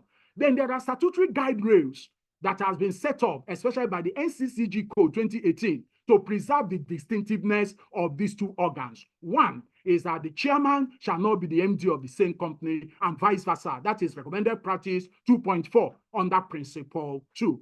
Then the MD or ED shall not serve as chairman of any board committee. That's recommended practice 2.6 under principle 2. Then the chairman of the board must be a non-executive director and must not be involved in the day-to-day running operations of the company, which shall be primarily the responsibility of the MD. That is recommended practice 3.2 under principle 3. And then, but in exceptional cases, MDs or EDs may become chairmen of their companies, but there must be a 3 years cooling period. And of course, you know that in some sectors, like the banking sector, the CBN now decide to deal with sit-tight MDs and EDs by setting limits for them. Do anybody know the limits for MDs of banks? How many years can they be in office before they must sing their non-dimitives? Anybody? How many years? It's not 10 years. 10 years. 10 years. Is it 10 years straight or 5 plus 5? 5 plus 5. 5 plus It is 5. 10 years. Yes, it is 5 plus 5, but not more than 10 years. And they made it so that they didn't even say it is proactive. They say it is what? Retroactive. And that really led to some shaking. Whether there was really a change of power is something else, because as we know, a lot of them has come back as chairmen of those same banks. But you know, it's about economic interest. But the important thing is that let companies be properly run. Now, I want a volunteer. You think that your one of your skills is that if you're not doing ICSAN or company secretary, you can actually do, you can be a CNN correspondent. I want somebody to volunteer to read for us this case study before we go on. Anybody? I want to see any volunteer. You have a sonorous voice and you can read succinctly. Anybody? Any volunteer?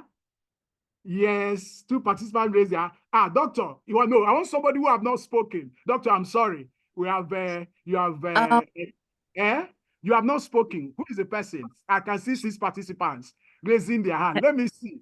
I have not seen. Give me a moment. Okay, you have not spoken, but you can read very well. It's part of your induction pass mark. Please go on and read. Mute yourself. Okay. Bankole's father, Chief Olowora, was very fond of him right from the day he was born. As the first of 6 other siblings, Chief Olowora saw him as the one to carry on his legacy after his death. One of his key wishes is that Bankole take over.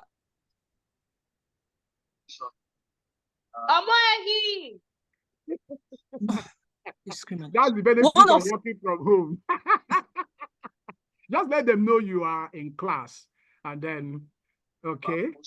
All right, please continue. Yeah.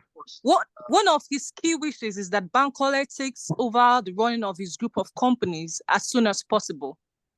Recently, one of Chief Olowora's companies, Impact Excel Logistics, has undergone a very successful IPO, that is initial public offering, that brought in a lot of new investors, including Strong Towers Advisory, a nominee company, holding shares on behalf of beneficial owners, including some portfolio foreign investors.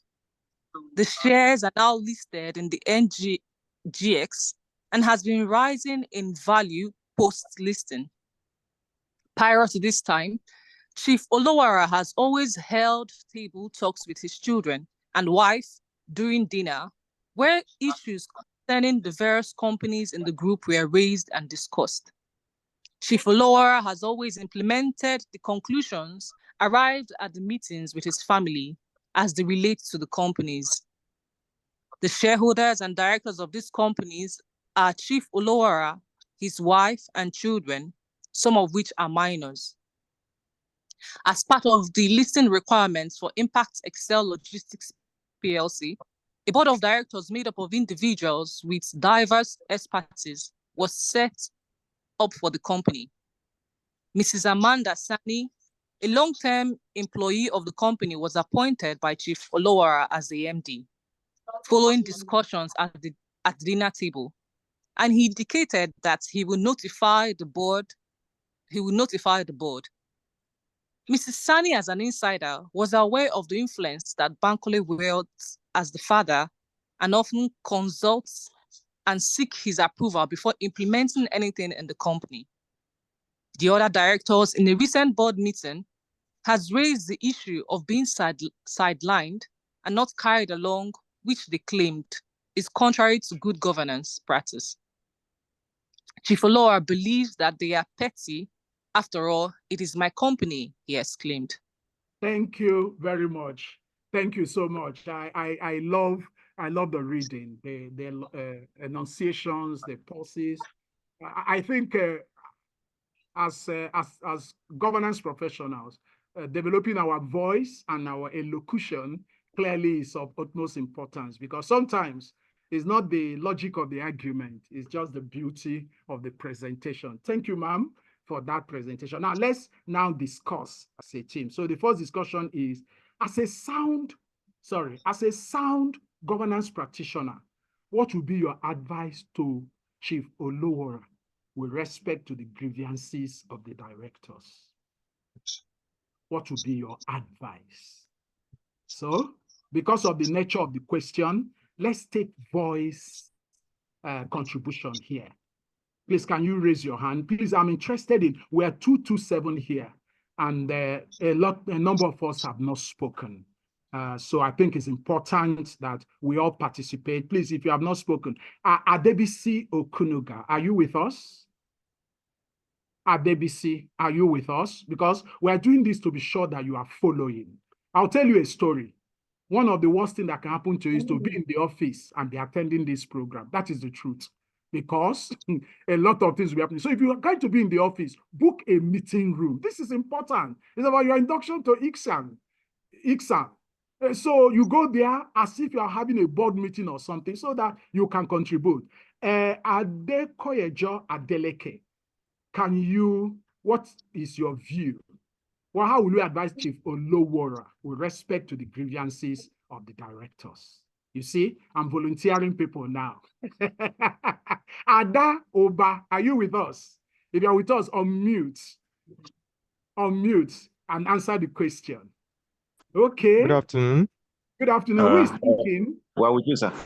This is Adekoyejo Adeleke. Adekoyejo, thank you very much. Yes. You're welcome, sir. So tell us, as a sound governance practitioner, what would be your advice to Chief Olowara with respect to the grievances of the directors? Well, as a sound governance practitioner, my advice to him is that the directors have valid grievances. Yeah. Okay. Is that all you would tell him?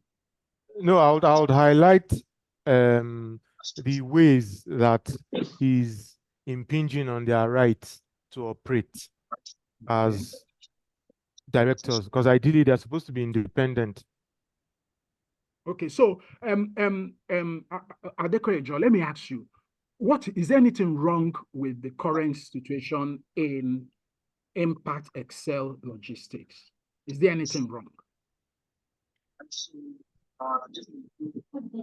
Well, no, sorry, my brother. I'm not asking you the question to embarrass you. Don't get me wrong. I'm just trying, because this is part of the way we can help ourselves to deal with situations like this. So you have tried, you have done a lot. I appreciate you. Maduka, you raise your hand. Do you want to continue where Adekoya just stopped? Yes, please. Yes, sir. Actually, I've had a similar experience as what is happening in this company, where a company I was on the board as company secretary. So I won't even start advising the chairman and the founder from the books. I will advise him from native wisdom. And my advice to him would be that he should think self-preservation. Because with the way he's running the company, he's a god unto himself. And that he's going to run into a ditch. If he can't listen to advice, the corporate governance principles were done to protect the company. And if the company can run, it is to the benefit of the founder, it is to the benefit of the shareholders. So where you are infringing on the right of independent directorship, everything is all about you. You are not following certain principles as stated in corporate governance codes and rules. You are going to destroy the company and ultimately destroy your investments. So that would be, because people like this, advising them via the books will not really make any impact. Will not make any impact. Advising them from practical real life situations. And I will give you examples of other companies that were run that way and they all failed. I don't want to call names of such companies here because of we're in a public gathering. Thank you. Thank you very much, Maduka, for that suggestion. Well said. And thank you, Adekoya Ejo, for your contribution as well. So I have a few other hands. Let me just have two more comments. You haven't spoken before. Please, can you unmute so that you can participate? You haven't spoken before. You want to, as a sound governance practitioner, what would be your advice to Chief Olowora with respect to the grievances of the other directors? Anybody? Hello, good afternoon. Good afternoon. Who is speaking? My name is Chisom. Chisom Iboko. Thank you. Chisom, can you go ahead? Okay, so I agree with the previous speakers that his action was wrong, but I will be advising him both from by the books and then from with external wisdom, because the directors can actually move to remove him as or to reduce the power he has on the management of the company. You can't appoint an MD without the board approval. It's not done, and it's a public company. Chisom, hold on a minute. I want to interrogate your response. Why do you think Chief Olowora appointed the MD? What was the underlying reason? What do you think? From the story we are told in this case study, what do you think? She is a long-term employee, and I mean, his family. No, I'm asking you, for Chief Olowora, why did he take that action? Notwithstanding that he has a board of directors and is a publicly quoted company. Why do you think? Because so I think it's because they have a long-standing relationship, and he has control over the board and the management of the company. Okay, let's stop there. Is it that he has control, or he thinks he has control? No, he has control. He has control. Why do you say so? Why do you say so? Why do you say he has control? Because it's important for us to understand the why. Why do we think he has control? I'm sorry it's taking us a little while, but because this is why we are here, so that we can gain real experience. Why? What is the emotional issue? What is the perception issue? What are we dealing with here? Chisom, if you think somebody else could help, that will be fine. I appreciate your question. Okay, before they help, let me just chip in. Probably because of the way the board was constituted from the onset, he brought in his people. So there Okay. are people he has influence over. I see. All right. Thank you very much. Any other view? Quickly, please. Somebody Yes, wants to. please. Can I? Yes. Is Yes. that Ivy? Yvonne. Oh, Yvonne is my sorry. name, yes. Pardon me. If Yeah. how do you pronounce it? Yvonne.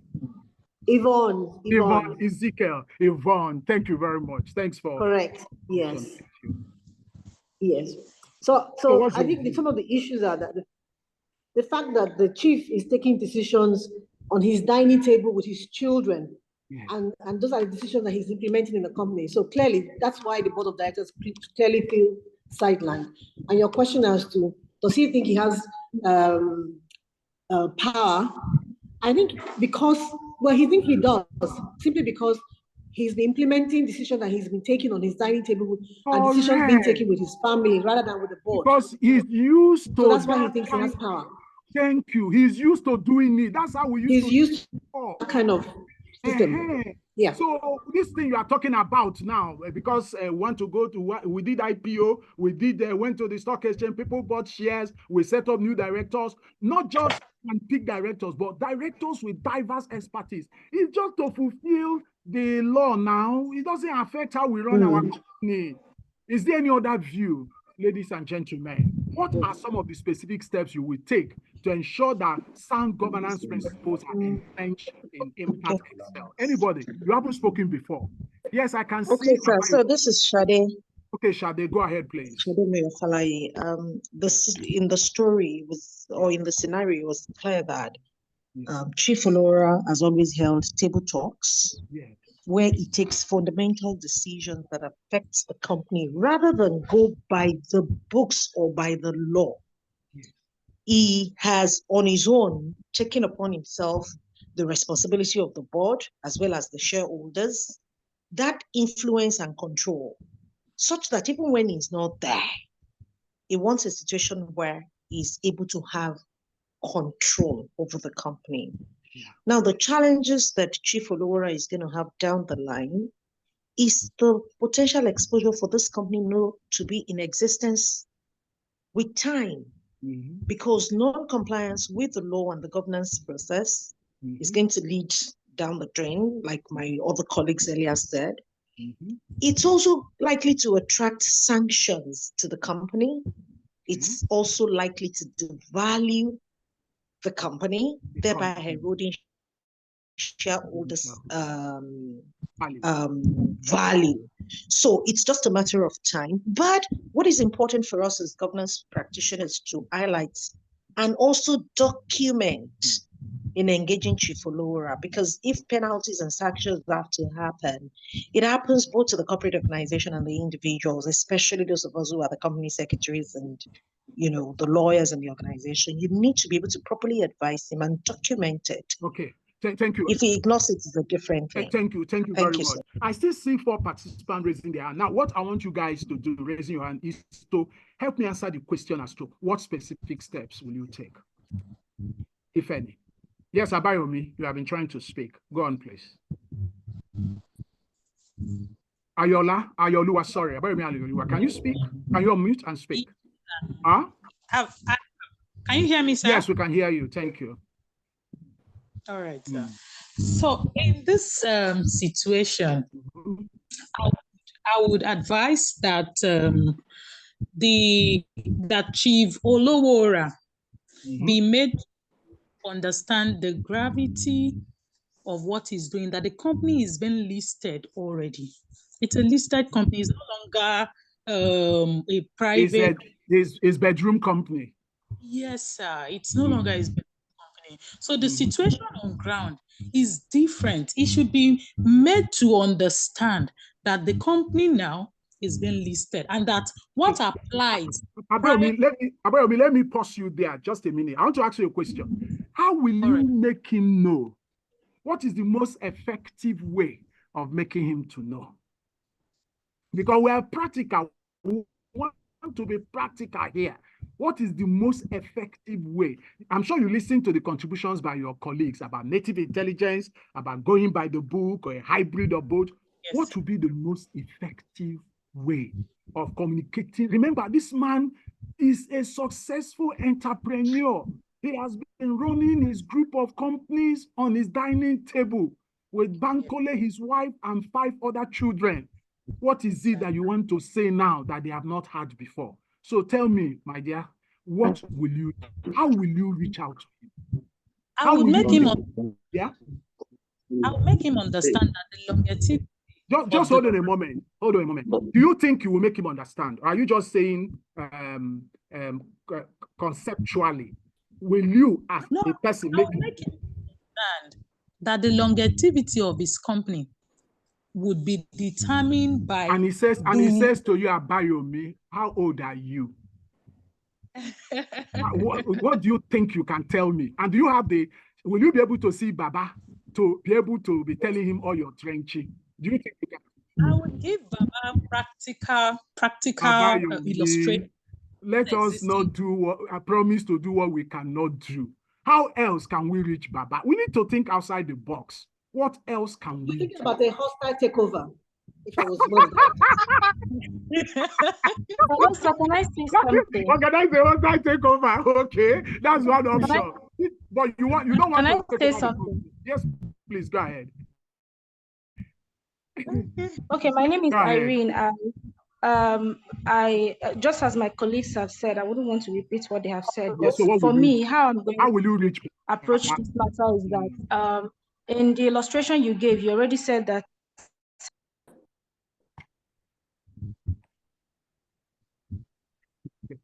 Oh, we have lost. Can you hear me? Can you hear me? Okay, I can so hear you you already said in the illustration that Baba is close to Bankole, who is his son. I want to believe that Bankole is a younger person, because as a public company, one of the rights the shareholders have, actually 2 rights. One of their rights is that they can requisition for an extraordinary general meeting, and they can also have the power to petition you to CAC and NGS because it's listed. And once the regulators come into play, they are going to enforce corporate governance. So I'm going to have this meeting with Bankole, referring him to the provisions and the rights of the shareholders in case if the directors are too afraid to petition. I'm going to advise him that, see, the shareholders have this right. If they send a petition to CAC or NGS, CAC is going to interfere into, and when they come in, they will likely, on all cases, enforce corporate governance, including the Securities and Exchange Commission. So these are the things. So when I've spoken to Bankole and I agree that we're on the same page, then we can go together to meet his father, or he first has that discussion with the father before Thank you very much, Irene, for those suggestions. I'm sorry, colleagues, ladies and gentlemen. I know this is a very topical issue, and I really think that we should think more about it and from what we have had. But I want to say something to us.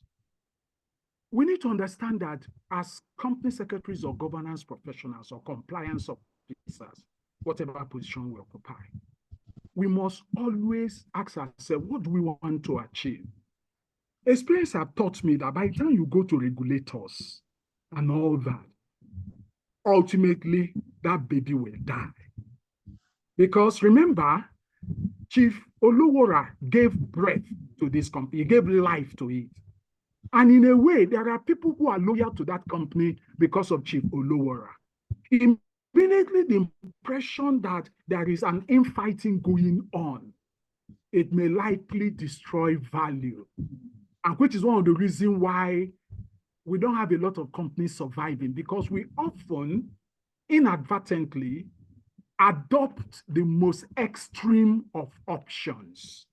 Okay? So I will ask us to consider these options. For example, does Chief Oluwora belongs to a club? What club is that? Is it Metropolitan Club? Is it Island Club? Is it Yoruba Tennis Club? Is it Ikeja? No, which club does he belong to? Who does he listen to? And I think, Irene, you made mention of that. My worry with Bankole is that Bankole is conflicted. Bankole will not like to tell the father what he does not want to hear. I would then suggest to us, it's a suggestion, there's nowhere it is written in any textbook, that we look for, number one, those that he will listen to and enlist them.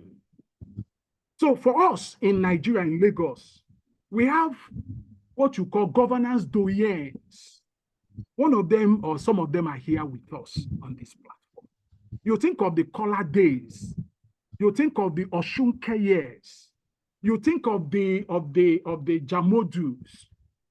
You think of the Awoshikas. You think about people who have passed through the eye of the needle and are able to take a stand. You set up an appointment with them. And you say to them, sir, we don't want Impact Excel to become another Odutola Tires. Please, you will help us. And I want to say to you that some of them provide these services as consultancy services. They will go to their meeting and they'll say, Chief, how are you? Congratulations. Chief, you know, they will speak to him in the language he understands. Bankole is a far-sighted young man. I mean, I agree with you. You can use Bankole. Bankole, come. We don't want to throw the baby and the dirty water together. This thing is going on. Bankole, please speak to Baba so that we can sort things out. He will do it if he sees that his own enlightened self-interest. Another method is to find friendly regulators, and we have done it. I'm telling you, NGS, for example, is very good at it. They are not going to come as enforcers. They will just be advisory in nature. That Chief, I think we should do this, do this, do that. And Chief will understand, oh, I didn't understand it that way. And things will be resolved. Company secretaries, governance professionals, our role goes beyond reading the riot act to them. That says the code, thou must do this. No, sometimes it's not what you are saying, it's how you are saying it and who is saying it. Then number two is that we often do not practice what they call a change management. We assume that since he signed all the document for the IPO, he should understand. No, it's not like that. So in that planning, we should include what you call a change management process so that there will be trainings, there will be engagement, there will be, stakeholders, this thing for Chief to understand that the game has changed. You can no longer, we did not say you cannot sit on your table to have a discussion with your sons and your wife. But when you finish, you will take those suggestions to the board and say, this is what you are thinking. What do you think? And then Kama will kick in. After said and done, they will vote. As the chairman, if there is a tie, you have the second and casting vote. But if they vote down the idea, so be it.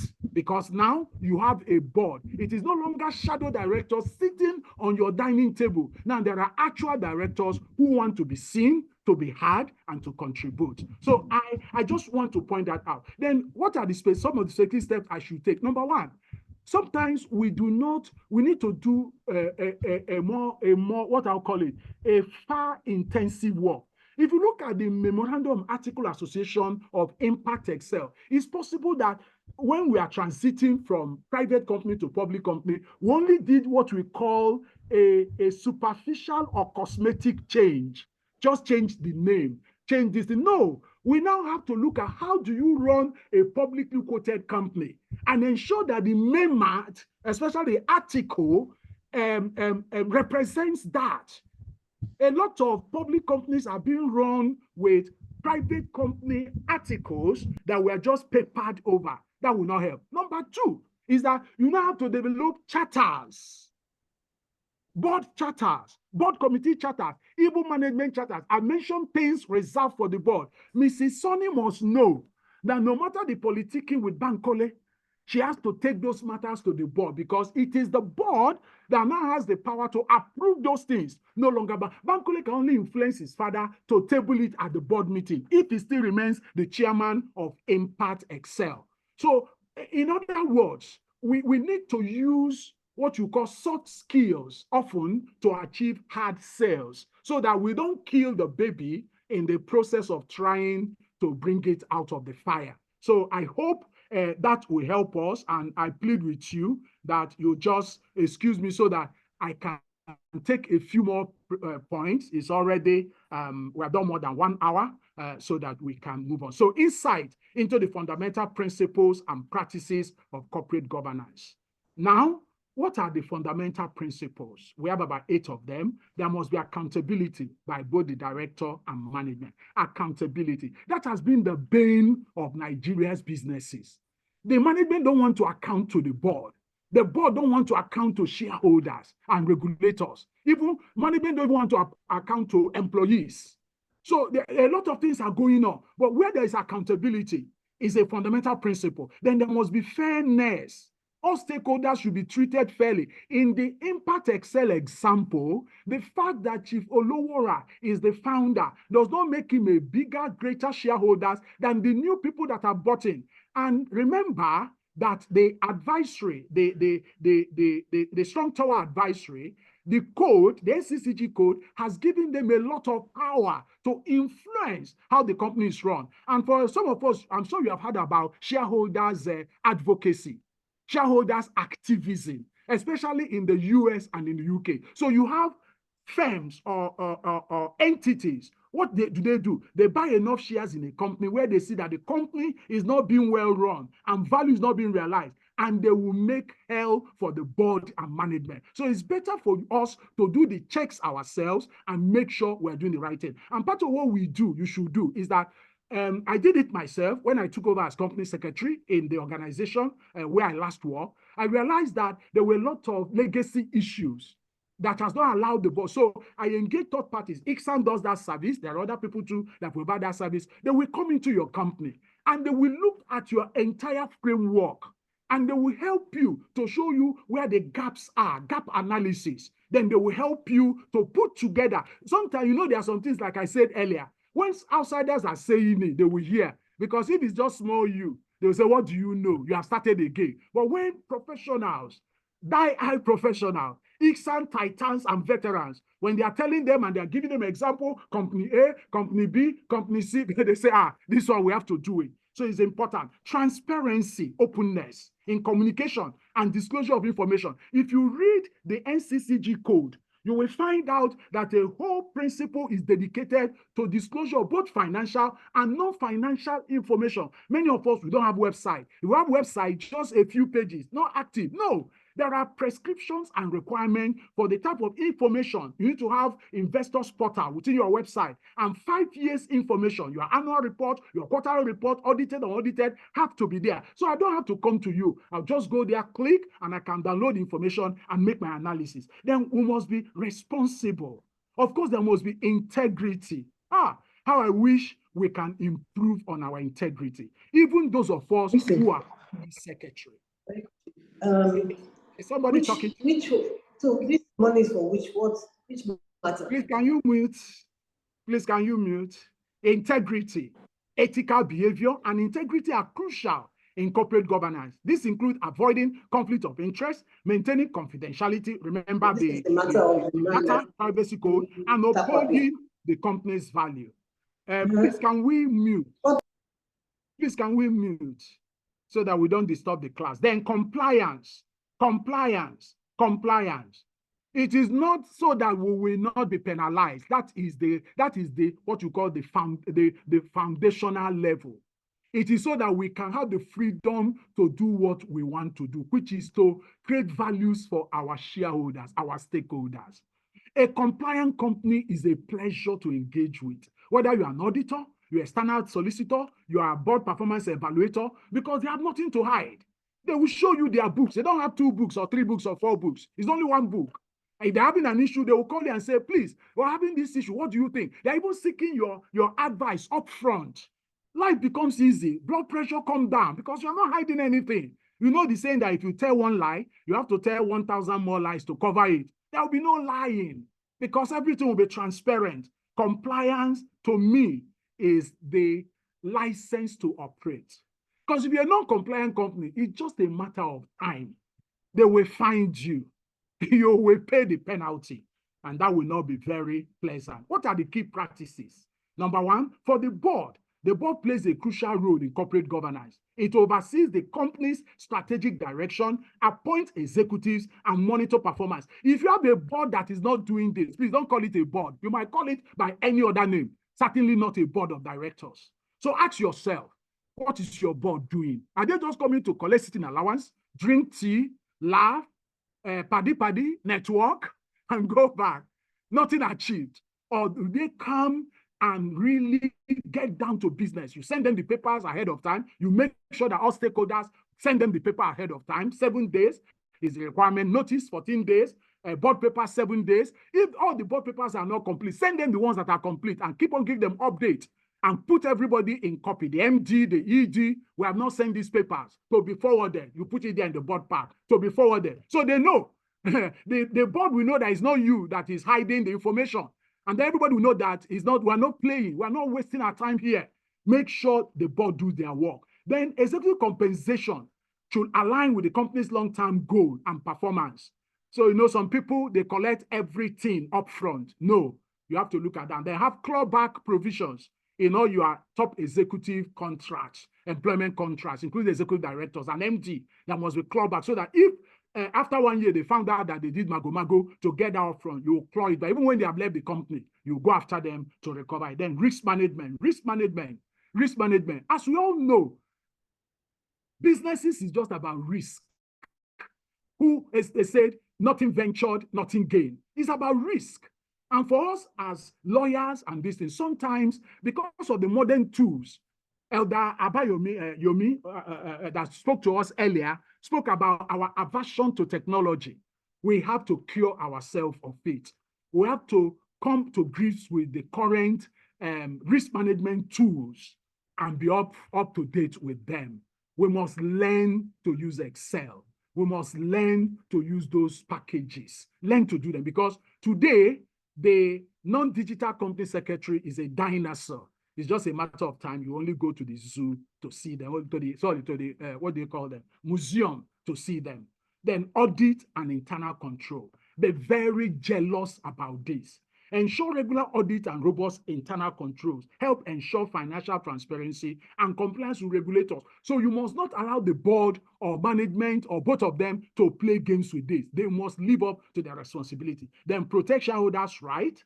There must be extensive and intensive stakeholders engagement, and then sustainable corporate social responsibility. Very important. What are the evolving trends that we need to take note of today? The issue of diversity and inclusion. When I became company secretary of the board, we had only one woman as the shareholder. Number two, the foreign investors had 46.4% of the shares, while Nigerians have 53.6%. But do you know, the foreign investors, together with appointing the MD and finance director, had about 80% of the appointees to the board. So I started engaging with them over time. And within a 4-year span, we have been able to reduce, to skew the diversity to about 60-40 in terms of male-female. And for shareholding representation, we're able to bring it to 50-50 and then subsequently to 60-40, mirroring the fact that non-headquarter shareholders were holding more shares than the headquarter share. So your shareholding has to align, your seat on the board has to align with your shareholding. We need to look at that. Then the issue of technology and data governance, very important. With the rise of digital transformation, managing data privacy and cybersecurity risk is becoming critical. And you know, in most organizations, it's often the company secretary that is appointed, or the compliance officer that is appointed, the data protection officer under the Data Protection Act. So this is something we need to build into the entire framework of our business. Like one of us earlier pointed out, from the time you enter the office to sign our attendance register, how are we protecting that information?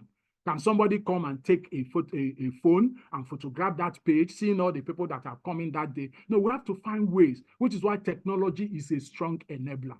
It can be a disincentive because of onboarding, but once you overcome the fear, you find out that it makes your life a lot easier. Then money laundering, terrorism financing, and other economic and environmental crime. Corporate governance is essential for building trust. It's essential for enhancing transparency and ensuring sustainable business practices. However, it requires a commitment to ethical behavior, accountability, and effective oversight to balance the interests of all stakeholders and drive long-term success. Let me stop at this point to ask, do we have any question or comment before I do the final stretch? Any question or comment? If you want us to continue, just say fire on, go on, so that I can go on.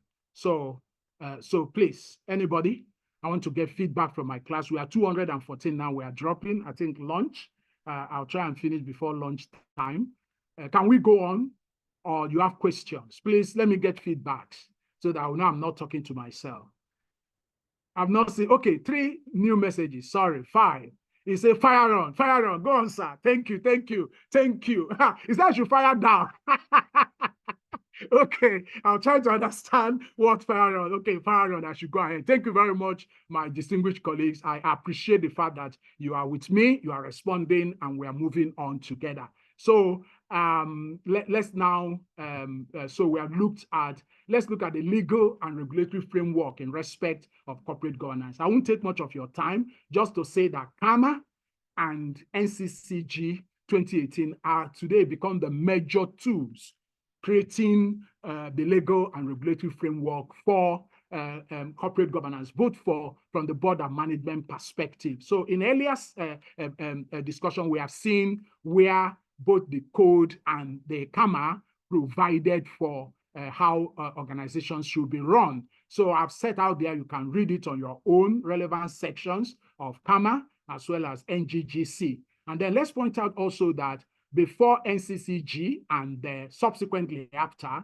there have been other, what we call now sectoral guidelines that have been promulgated by sector regulators. Of course, you know the one by NCC, that's for the telecom industry, Code of Corporate Governance. We have the one by CBN for banks, discount house and financial institutions, the CBN Code. We also have the one SEC Code of 2011. Now we also, the Code of Good Corporate Governance for insurance. And then we have Code of Governance for by the Pension Fund Operators 2008. And let me say to you that I've tried to read all these codes. I can't remember everything, of course. It's only God who has all the knowledge. But I can tell you that the Code of Corporate Governance for Licensed Pension Fund Operators is one of the best codes that you can read. Very detailed, very factual, very, I mean, it just tells you that if you are looking for money, please don't go to that sector. You have to really be clear about what you want, what you are doing, and how they set out the duties and responsibilities. Very, very excellent. So I'll recommend that. Then other sources of regulation for corporate governance will include legislations, regulations like Investment and Securities Act that set up SEC, as well as Financial Reporting Council Act. There's a 2023 update, amended version that amended a lot of things. Then the Federal Competition and Consumer Protection Act, FCCPA, of course, both here for the banks, NDIC Act as well, EFCC Act, Finance Act of different years. Then, of course, the SEC Code, NICOM laws and all that. Of course, CAMA Regulation 2021. Then you have the self-regulatory agencies like NGS Green Book, CBI rules, that is Convention for Business Integrity, other trading floor like, you know, the commodity exchange rules and regulation. Then, of course, there are the corporate documents as well. You are MEMAT, board and management charters, policies, SOPs, ways of working, handbooks are also relevant. Then, for those of us, we all belong to, now we are members of ICSAN. We have our ICSAN Act, you have to read it. Those of us who are lawyers, Council of Legal Education, our Legal Practitioners Act, we have to look at rules of professional ethics and conduct. We have to look at ICANN Act and all the rules, because there you see a lot of governance requirements. And then corporate governance regulators, Financial Reporting Council, by virtue of FRC, had been the super act as far as governance is concerned, is the super regulator. Other regulators will be SEC, NGS, NCC, PENCON, CBN, and other sector regulators, including if we are operating in the petroleum sector, the various regulatory bodies set up by the Petroleum Industry Act in 2021. So we need to be very, very clear in our mind that corporate governance is no longer a good to have, it's a must to have. Even CAMA has adopted a lot of governance principles that were in the code before, like appointment of independent directors, directorship as per shareholding representation. They are very important provisions that we should take note of. So before I go further, I want to ask you the question: does the company secretary or compliance officer or governance professional, does he have any role to play in institutionalizing sound governance in a company, especially at board and management level? If your answer is no, tell me why. If your answer is yes, say so. Anybody? Do we have a role? Company secretary, do you have a role in institutionalizing corporate governance? Can I hear your response? Once again, if you have not traveled or gone for lunch, can I have your response? One new message. Who is that? Yes. I think that's Doctor. Doctor, thank you so much. I love your attentiveness. Akombi said yes. Akombi, please tell me why. And I think I saw Aneta Obasi. Am I right? No, Joy and Nakimion. Joy, thank you. This, to the best of my knowledge, this is my first time of seeing you contribute, which is very great. So please, will the slide of presentation be made available to us? I told you that this is not a slide reading process. The answer is yes, it will be. But please answer the question. Do the company secretary or compliance officer, do they have a role in institutionalizing corporate governance at board and management level? What will be your answer, Joy? I'm not. Joy, can you unmute and talk? Okay. Promise. You said they do. Yes, Promise. Do you want to say why you think they do? And while you're doing that, Maureen, can you prepare? Maureen Ibe, can you prepare? CS are the trained professional to do exactly that. That's Akombi Yisa Adeniji. Thank you very much. Margaret says yes. Ibironke says yes, they have the responsibility to provide advice to the board. Is that correct? Is that correct? Yeah? Yes, speak. Somebody want to, yeah? So I think that the company secretary has a major role to play in institutionalizing corporate governance practices. And some of the roles include giving advisories on corporate governance practices.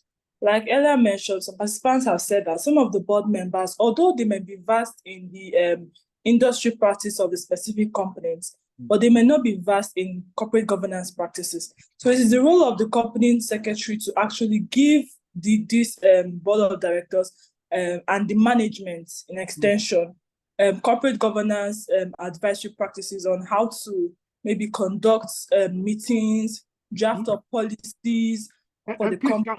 Please, can you pause for a minute? And I want to ask you to be specific. Tell me, how do you institutionalize corporate governance at board and management level? I want to hear specific steps or specific actions. What are the things you can do to institutionalize so that if you are not there, they will not say, she has gone, no, Madam Corporate Governance, let us breathe fresh air. No, it will be staring. What will you do? If only thank you for that episode. I love it. Yes. I think one of the steps is policies. Policies. So, yes, but before policies, what should we do? There's something we should do in terms of seniority of documentation. What's the first set of documents we should produce or we should ensure they are in place and in use? Standard operating procedures. No, not SOP. Yeah? Board charter. Standard operating procedures. Board charters. Yes. Yes. But that's at the board level. Then committees as well. That is at the board level. Remember, terms of reference. You start yes, from for committees. You start from the highest board charter. Okay, board the highest. Okay, yes. Okay. So it's all right. I'm just trying to give it a structure. So we do the charter. Yes, Joy, you are correct. Charters, policies, and what? Code of corporate governance. Yes, you have what policies will include code of business ethics. Code of conduct. Not just code of conduct, but code of business ethics. It goes more than conduct. Code of conduct often relates to employees, but code of business ethics is much larger or wider. It includes what directors can do and not do, what your suppliers can do and not do, what your vendors can do. You know, it's really an encompassing. And the beautiful thing is that you cannot be charged for plagiarism. Why? Because they are basically almost the same. You can check. But more importantly, I will encourage us, if you don't have any to work on and you are constrained, as we often are in our company secretarial function, look for help. And there are different ways you can get the help. Number one, you can look for a youth corper, a sharp youth corper, a lawyer. Give him or her that assignment. Some of those assignments, they will do the draft. But if you want a more better job, look for a firm that you can engage on a long-term basis. So they're not going to charge you hand and foot at the initial time, but you know, if they do well, you give them business, which is fine. So they will help you to develop. ICSAN also does it. They will help you to do that gap analysis and then develop this thing. See, company secretaries, compliance officers, my colleagues, when you are going to the board and you are presenting things that have to do with how they can be better, it will be better for you as well. But if you just go there like a mouse, take notes to be seen and not heard, and the nodding your head, you will not be adding much value. But when you are informing them, educating them, so that's one. Make sure that the documents, the charters, the policies, and have a list. Things like sexual harassment policy, whistleblowing, conflict of interest, data protection, everything put in there. Work with compliance if it's a different function. Otherwise, work with audit and finance. Run trainings company-wide. From driver to board, run company trainings. Every time they meet, even if it's just for 15 minutes, persuade the chairman and the MD to slot in training session. It may be a new law, a new bill, a new code, a new something, so that each time they come, they are learning something. And don't wait for board meeting. If things that are important are evolving, developing, coming up, share it with them. After all, you have systems. If you are not using board system, you have their emails, your group emails, your group WhatsApp. Use it or Messenger. Send out things. Keep them informed. Keep them knowledgeable. So that, because the more knowledgeable they are, the better the work will be done. So somebody, Ayobami said, articles of association must provide the framework for CG. That is correct. However, it is now more than article of association. There are now laws and codes that are mandatory that every company must comply with. So it has gone beyond our article. It has now become a legal and regulatory requirement. Now, what should be the role and options of the company secretary or compliance officer or members of their team when the chairman and the MD are engaged in power tussle? What should be your role and options? Anybody? Please unmute and speak. I prefer anybody who has not spoken before. Please unmute and speak. We will soon round up, okay? Anybody? Anybody? I've not seen, maybe I've not, let me see. What should be your role and options if the chairman and the MD are engaged in power tussle? Have not seen. Anybody? Did anybody unmute? Yes, I did. Oh, who is this? Okay, Chiedozie, yes. Can you voice your opinion? Yes, so I believe the company secretary should be independent.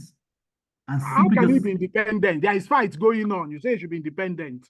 Yes, so if you cater to either party, you stand the role of being the only person being disposable in that mix. The MD will most likely remain the MD. But how will you remain independent? You mean you don't talk to anybody, Abi? You just stand aside? No, just stay with the facts and the issues of the job. How? I want just, Chidozie, please, how? Let's be practical and factual. How? How can I remain independent? Because easier said than done. So give me specifics. Yeah. Okay, so I've found that usually they try to buy you to either of the team. You sure says mediate between them and have discussions separately. Very interesting. Yes, please continue, Chidozie. My apology. Yes. So I've always found that they want you to choose a side, either the MD's side or the chairman's side. Okay. You can choose not to choose any side and simply just do the job. But do you know, in terms of human relation, that it's better to offend one person than to offend two? Do you understand what I'm saying? It's better to offend one person, at least. The other one will know that you're on his side or on her side. I'm just talking. Than to remain neutral, you are neither for nor against. In the long run, both of them reject you because you have not added any value. So I want us to really think deep as to what actions we should take, even though it's very difficult for us to remain 100% neutral as advised. Hello, sir. Yes, my dear. Who is speaking? Hello, sir. My name is Tabitha. Your name is what? Tabitha. Can you hear me, Tabitha, sir? Tabitha. Yes. Tabitha, can you Yes, sir. Mm-hmm. I would like to say that I think they said that the question says that if they are engaged in a power tussle, so we need to see the reason for the power tussle. What is actually causing this power tussle? What is the problem? What is the actual issue? And then when you look at the issue, very, very diplomatically. The person that is, more at fault, we need to look for a diplomatic link on how to make them come to a resolution. And I believe in what that person said. It's good to have private conversations with the both of them and then try and bring them together to have an amicable conclusion. The truth is that no matter how the thing goes, somebody will be offended, but we can lighten the burden of the offense by being as straight to the point as possible. That's just the truth about it. Can I change the word from being diplomatic? Can I change the word? Tabitha, your answers are very, very spot on. But can I change the word from being diplomatic to being strategic? Yes, that's true. And I think also it's important to remind them of their roles in the company. Yes. A chairman and an MD, they don't have the same role. So it's important for them to understand their role. Tabitha, you know that sometimes there are some conversations that are difficult for you to hold because of your position, isn't it? So what you can invite a third party. You can invite a third party that both of them respect. Exactly. Yes. Exactly. Yes, you can invite a third party that both of them respect. Yes, good afternoon. Good afternoon, sir. Yes, please. Yes, sir. Just to add to what she said, I think in inviting a third party, you can also consider a senior independent director. I think that's part of the reasons you have them on the board, such that in situations where there is a conflict between the chairman and the managing director, with their role, of course, most times they are senior persons, both in age and experience. And these are people that even the chairman and the MD, listen to based on their status on the board. You might also want to involve them in having amicable conversations regarding settlement. Thank you very much. It's just that you're only showing iPhone, so I didn't see your name. So please tell us your name. I'm sorry, sir. My name is Chinelo, sir. Chinelo, thank you very much. If you can change your name on the list, it will be fine from iPhone. I'll do that, sir. Thank you. Thank you, Chinelo. Thanks so much, Chinelo, for your words of wisdom. That's very clear. Independent directors, senior ones. That's why we should have them. It's not for good times. They are there for bad times. When you need a mediator, somebody who has a voice of reason, who has a breadth of experience, who they will listen to, who they know is not interested in a pecuniary reward, but wants the business to go, or who will step aside if they don't resolve their conflicts as quickly as possible. So I totally agree with us. And the other suggestions that we have made, we should be mediators. I agree with you, my colleagues, that we should try not to become involved. We should try to distance ourselves. Whether we like it or not, we have our preferences. We have our unconscious bias. You may like the chairman for some reason, maybe the way he dresses, the way he talks and that. You may like the MD because, he's always talking to you. But we should step aside from that to remember always to act in the best interest of the company. So there's no right and wrong answer. The options we are giving are very accurate. But the bottom line is that let's focus on solving the problem. Please don't become part of the problem. Be careful what you say. Don't go outside and talk to some people, because there are some people who specialize in destroying relationships. They'll just come to you and say, that stupid MD. Can you imagine the way he was talking to the chairman? If it's me, I will not agree. And then you are not guided. And you say, I don't know what's wrong with him. Was he power drunk? They have been waiting for opportunity. You just go to MD and say, don't trust that your company secretary. Do you hear what he said about you? That you are power drunk. And you will never have opportunity to know that conversation happened. It's just that you notice that the MD is trying to make your life a living hell. And you're wondering, what did I do? It's because you spoke to a friend. So company secretaries, guide your tongue, build trust. It's difficult, but it can be done. I can tell you wholeheartedly it can be done because others have done it. We too can do it. So we have more or less discussed the next couple of slides. Let me just point out, we know the rules. So for you as the compliance or company secretary or governance professional, always remember that you must have strong ethical values. You must have good knowledge of legal and regulatory framework and risk management. Then you must be proactively involved in your company. Your know-how should go beyond legal and regulatory issues. You should be risk aware, but not risk averse. You should protect what is important to stakeholders. You should develop great communication skills, not just verbal, written communicator, and be a connector, be reachable and be informed. You should be a digital operator, not a pen pusher. Improve your tech digital IQ. You must be passionate about common values and ethics. Your voice must be clear as to what you believe and what you stand for. You'll be reliable and dependable. Be a trusted advisor, and then be open-minded and creative. Always learn and improving on your skills and capability. Be disciplined and be accountable. What are the areas you need to take note of as to ensure that corporate governance is entrenched? Conflict of interest, directors' involvement in contracting or director-related transaction, insiders trading, third-party related transaction, board inductions and training, certification on certain things like data protection and training and licenses, whistleblowing, very important, risk management and control, technology, data privacy and information management, diversity, both for management and board, communication and stakeholders engagement on a continuing basis, both written and digital communication. Then business contributions to the organization by directors and key managers, statutes and regulations relevant to the business and employment practices. How? How do you achieve this? Ensure board and board committee charters are in place. And then also management policies. We have spoken about that. Share companies policies in the areas highlighted in the previous slides with all key stakeholders. Develop checklists for all meetings and ensure that proper questions are asked to ensure that we have certification. Make available all laws, relevant statutes to directors and management. That I don't know should be eliminated from your organization. Make them know. Ensure regular training for board and management on critical issues. Escalate new laws, regulations, and statutory requirements. Address them at board committee, and management meetings. Please deploy regulatory impact assessment on a regular basis. Develop annual calendars for board committee, and management meetings. If you cover, even if you don't cover management meetings, make sure that there is a schedule in place. So it's a one-year plan and people can see it. Escalate and cascade, that is, take up to the board, cascade, get down to management and others immediately, whatever issues, whether positive or negative. In the world of social media, don't allow the directors of management to learn of an issue affecting the company that you are personally aware through the social media channel first. Beat social media is very, very important. Okay. Excuse me.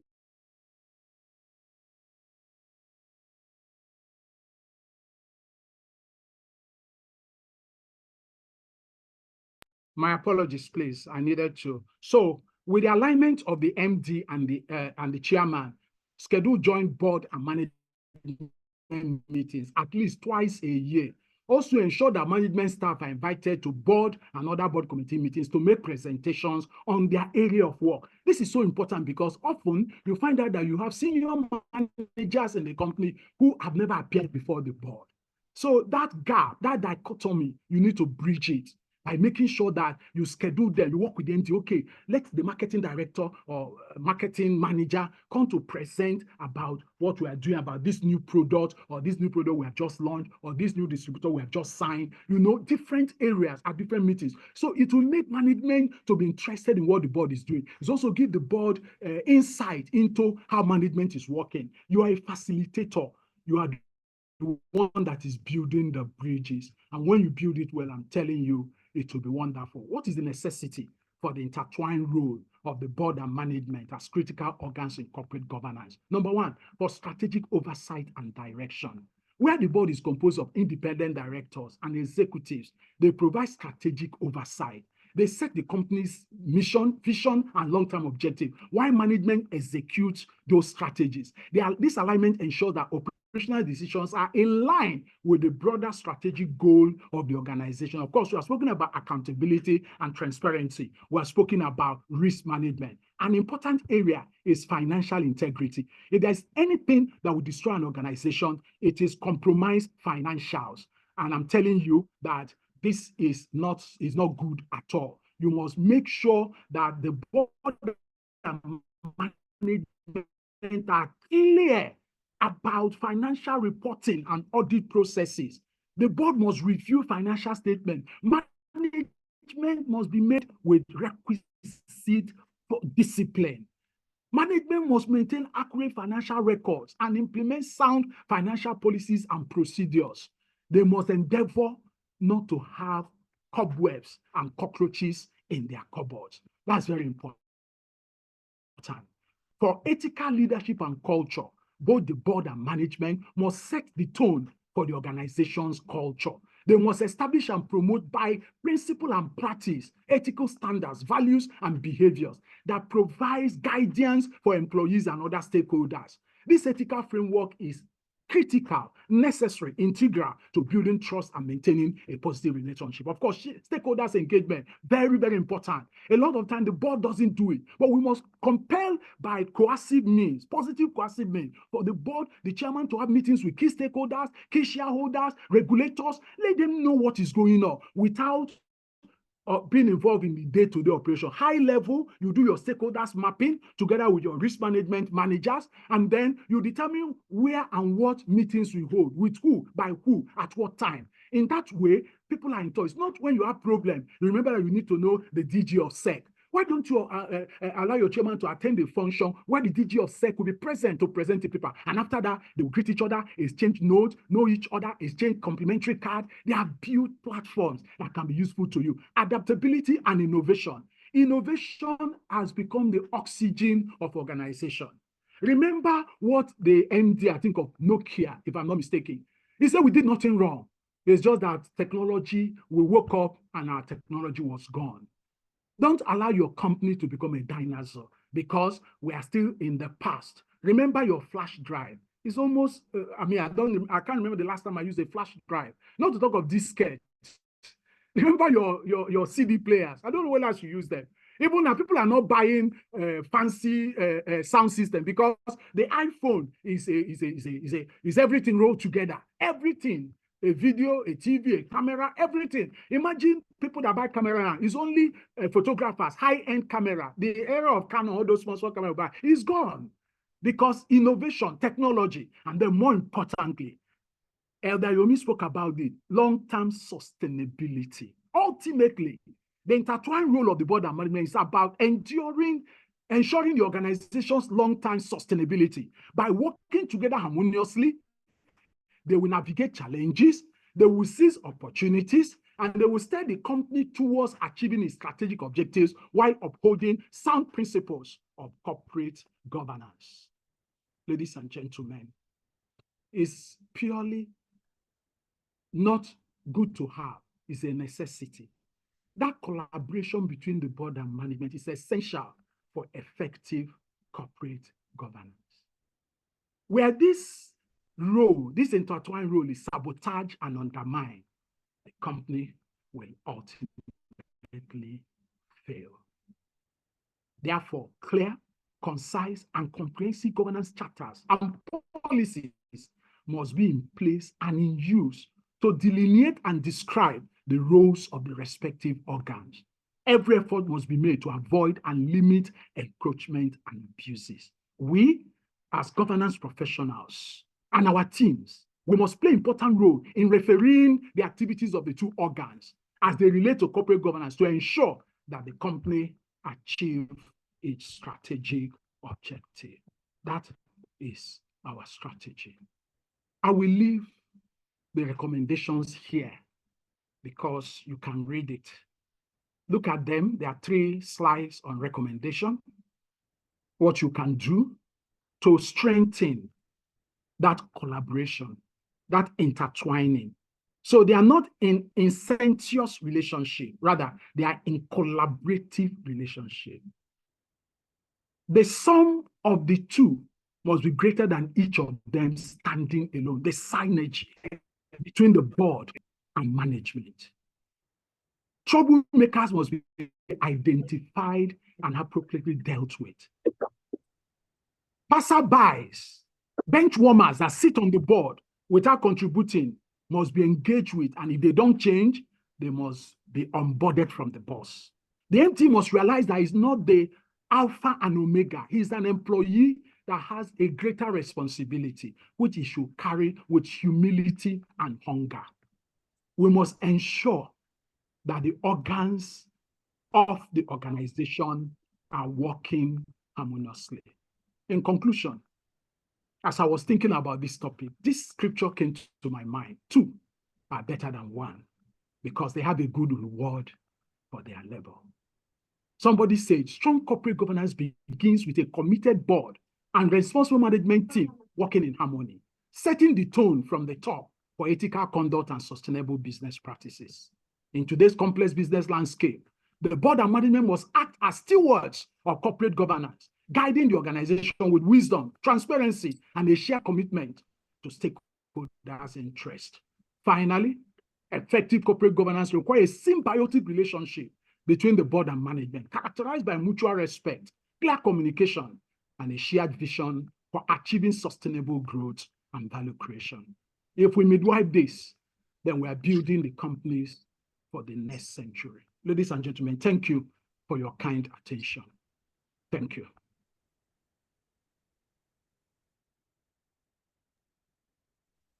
All right, thank you so much, sir, for the wonderful presentation. I don't know if participants have any questions. They have all exhausted their questions in the course of the presentation. Participants, any comments? I doubt. I'm just seeing. Thank you for the presentation. Thank you, sir. Thank you, sir. All right. Oh, we have people raising up their hands. All right, Oluwatosin, please go ahead with your question.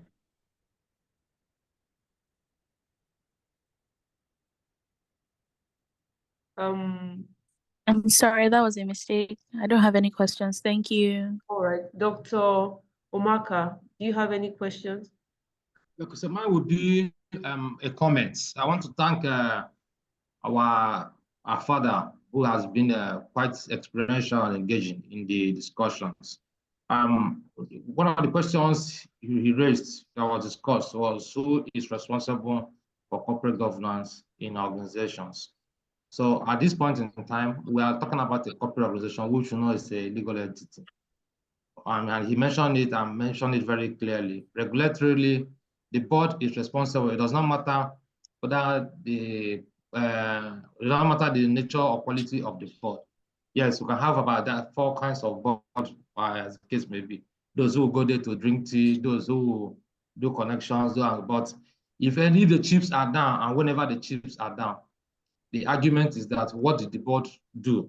So if you are a member of the board, you are in management, you are in compliance, you are company secretary, whatever part of the organization you are, is for you to provide support, to provide the needed guide.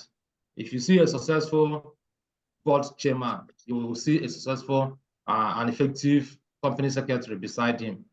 That is always the rule. If you see a successful board chairman, you must see an effective and efficient, experienced, learned company secretary beside the board chairman, who will always help the board chairman. This is how it's supposed to be done. This is how it's supposed to be done. So I want us to understand that the board is strictly responsible for corporate governance, because when the chips are down, they are the one that take responsibility. Yes, management, the MD, the company secretary, and every other person to provide support, the needed support to make the board become efficient or effective. My comment. Thank you so much, sir. Thank you, Sorry, Doctor. just to add on what Doctor said, right? What Doctor said. Sorry, just what Doctor said. We are looking at it on paper. On paper, it is the board.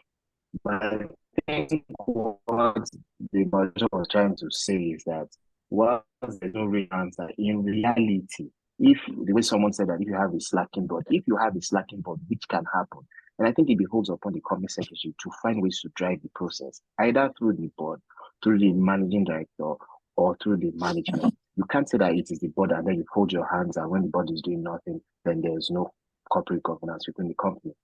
Yes, it is with the board on one hand on paper, but we have to know the reality and the business dynamics of where we operate. Sometimes boards are just figureheads. Thank you very much. Very, very interesting. You see, the reality is that it's important we're having this conversation. Doctor, you are absolutely right. And my brother who spoke subsequently, you captured the perspective, especially for a number of us who are developing, growing in the industry. I can tell you for free that if I think of the role that I played as company secretary, I must have done more than 80% of the work.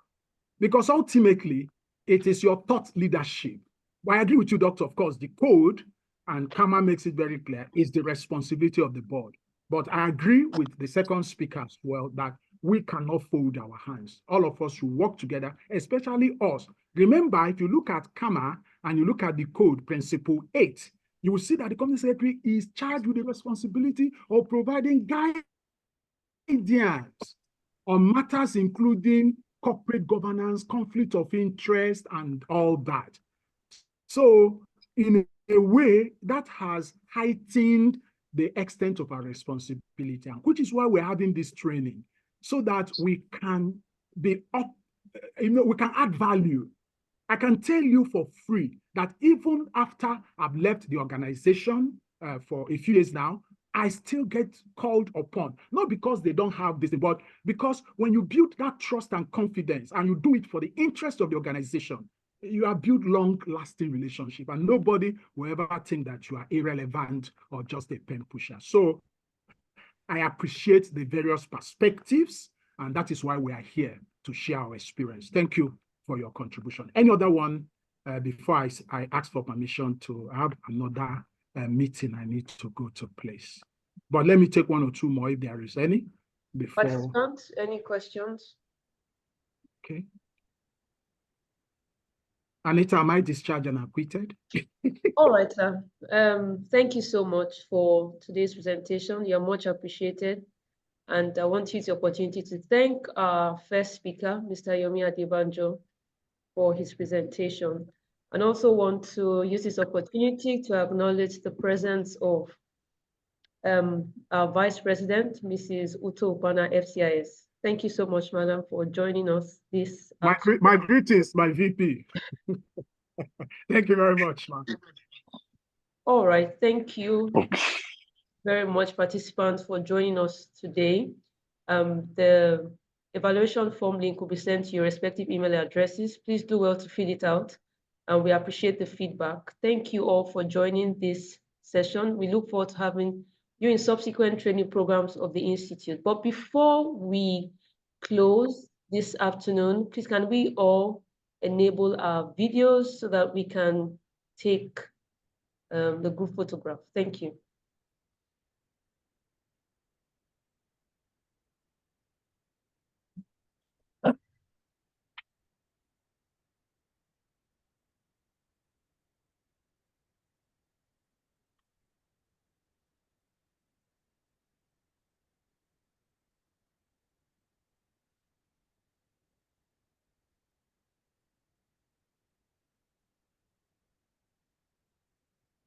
All right.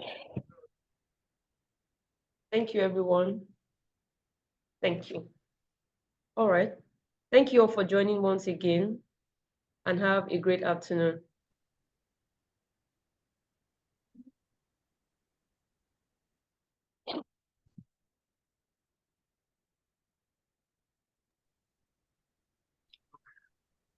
Have you taken the picture already? We're still uploading a video now.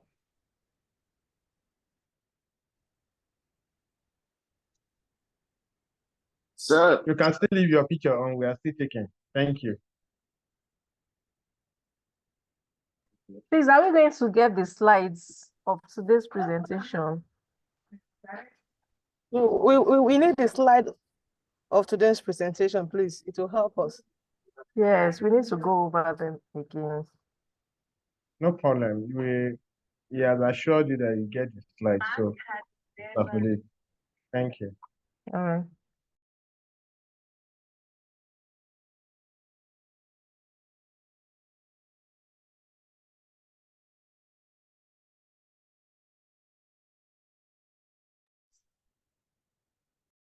I'm still taking the pictures, so please. Is the meeting, can we log out? Is the meeting over?